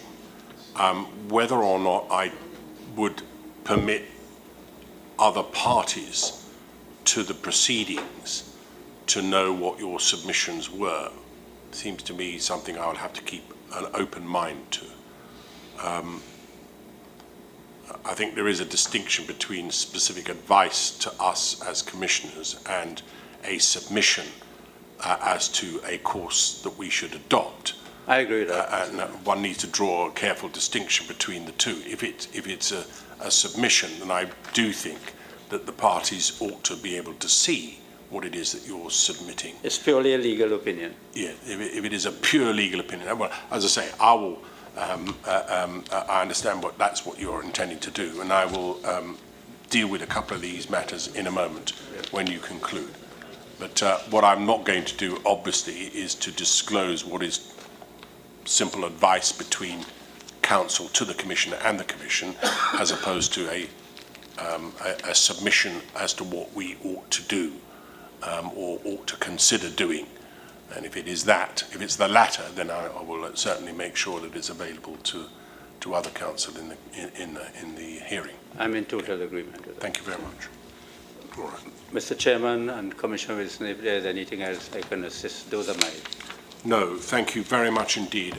I'm very much obliged to you. Mr. Chairman, if I could just add by way of the last point as to the law. Yes. I think if my learned friend assists the Commission on the law in a particular area that touch and concern and applies to the evidence in the case, I think we are entitled to see it. And because we may agree with my friend on the law, but with respect, I know that we are not entitled to, if my friend were to advise you that as a chairman of a commission, you can impose your own procedural rules, for example. We're not privy to that kind, we're not entitled to disclosure of that kind of thing. But if it's on, for example, the law on a particular point with respect to the evidence, duty of care, all of those things, law on that, right. I think we ought to know what a tribunal is being... Well, you've heard what I've had to say about it, Mr. Peterson. I am not going to shut anybody out from what might be a submission. And certainly I would regard any submission made in writing by any party as being disclosable to others. I think it's quite a different matter if, on a more complicated area of law, we are to receive some advice from our counsel to this commission. That would not ordinarily be disclosable. But I will take it on advisement. You have understood from the outset of this inquiry, I have been as open and as public about every aspect of it that I can be. As has already been pointed out, there is not I don't think there's a single document that has not been disclosed other than those which are obviously sensitive and redactions of people's addresses and telephone numbers. Otherwise, every single piece of paper that we've considered, you can consider, and indeed the public can consider. This is a public inquiry. Why shouldn't they? Aside from personal matters, embarrassment or features of that kind, as far as I'm concerned, have nothing to do with it. So the public have complete access to all of the material that we have. All right. Can I deal, first of all, with the two matters that have arisen during the course of my learned friends, the council's submissions? Reference was made to a response by Mr. Mushtaq Mohammed in an email to, in a letter, to OSHA, dated the 20th of July of last year. I think it right and appropriate to give him an opportunity to respond to that letter and the criticisms made of it, that it seems on its face to be inconsistent with other evidence that we've heard in the course of this inquiry. What I propose to do is to make a ruling that he be given until the 20th of January of this year to respond in writing to Ms. Sinanan, who sits behind me, so that we can consider it. I will have it over that weekend. I will then cause it to be published on the website for the 23rd of January of this year, and invite anybody who wants to respond to anything contained in it or make any submission at all in relation to it, including counsel for Paria, to do so by the 30th of January. All right, so that gives us a window of a couple of weeks or so from now for Mr. Mushtaq Mohammed, if he chooses. I don't order him to do so. If he chooses to respond to it, he can, and any counsel will, from the 23rd of January, be able to access it on the website and be able to respond to it. All right, so... Just by way of clarification, so I think Mr. Maraj dealt with a particular paragraph to that letter. Yes, it's a letter dated that... No, I got the date already, so that's the right, 20th of July. In which there are a series of questions being posed by OSHA, 11 in all, and responses being given by Mr. Mushtaq Mohammed on behalf of Paria Fuel. But the contention was with respect to a particular question, I think. And what's been identified is paragraphs 4 and 5 in particular. 4 and 5, right. But as I say, since none of this was formally asked of Mr. Mohammed, and given the criticism that's being observed by it, he has liberty within the course of the next 7 days to respond to that criticism. As I say, I don't order that he should, merely that he has the opportunity to do so, and it will be taken into account, all right? Now, that's the position with that. As to any submissions, I raised during the course of the arguments proffered by Mr. Maharaj on duty to rescue. Again, I do not order anyone to provide anything in relation to that at all. But if anybody does wish to make a submission about any duty to rescue that might arise either from an IMT or on the part of LMCS's responsibilities in having a rescue plan, any duty that might or might not arise, I will hear any, or not hear, I will receive any submissions on that by the 30th of this month. Right, so by the 30th of January, please, if anybody wants to. I don't order anyone to do so, merely that if they wish to do so, they can. But that's the cut-off, the 30th of January, please. Just by way of clarification on that, sir. Yes. The 30th, we reserve, because of the point I made yesterday at the opening of my closing, if the Commission gets to the stage where they wish to issue letters to us, then we, I think it would be prudent for us to respond at that time. Well, it's a matter entirely for you. If you want us to consider any of those issues in advance we will. Yes. You'll need to make that submission by the 30th of January. If Sure. you wish to hold your powder dry, should it be necessary to do so, if we issue salmon letters, then of course the purpose of issuing them is for you to be able to respond to it. And if there is contained in such a letter any duty which we raise as a prospect for you to consider, then of course you'll be able to deal with it then. When I check my powder stock, if I have enough to fire twice, sir, I may do it. All right. All right, thank you very much. So that deals with those matters. I'll make sure those rulings are put up on the website. Can I just say, as we draw to a close, Mr. Maharaj, a few comments, please. Both from me and Mr. Wilson. Certainly for me, on the 6th of July, I was asked by the President to chair this inquiry. Mr. Wilson some months before that. But today, just 6 months after being so instructed, we have concluded all the speeches. We have concluded all of the evidence. That would simply not have been possible without the considerable cooperation of everyone.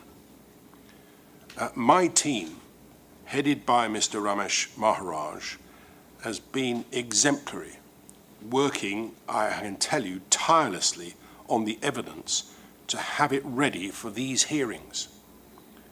The backroom staff too, some of who sit here but working in the back, have played a significant role in ensuring the smooth running of this inquiry. Above all, Sarah Sinanan, and I don't spare her blushes, has been significant, frankly magnificent, in putting together this inquiry for us all. It simply would not have happened without her. I have to say, she has no administrative skills that I know of prior to joining us as a team. She's demonstrated an extraordinary ability to be able to find ways around all of the obstacles, some of which I've expressed previously, that have been placed in our path. I wish I could take her with me. She's been fantastic. But neither would it have been possible without all of your cooperation. Sitting here very late some days, much to the consternation and chuntering of some, but we've been able to achieve the timetable that we set, which was an ambitious one, but we have been able to do it, and it simply wouldn't have been possible without all of your cooperation. So I want to thank you all, and indeed thank you for your courtesy and assistance in us being able to reach the stage that we have now. I should like to say also something about the public. Thank you, all of you, for making me feel personally welcomed in this country and valued. All too often, I've been stopped in the street. People have come to me and said, "Can I have your photograph?" It's been slightly embarrassing from time to time, but it has been rewarding to think that the efforts that we, Mr. Wilson and I, have put in are appreciated by the population at large. So I thank you all for that. It is good and gratifying to know that the people of Trinidad and Tobago have so readily taken to me, this foreigner, who has come to exercise my best abilities in this inquiry. What I will say to you all is that we will continue to work hard to ensure that and produce a report which everyone can be proud by April of this year. It will, of course, be a matter for government to determine when it is made available to the public. But I know that Minister Stuart Young is anxious to make this as available as soon as is possible.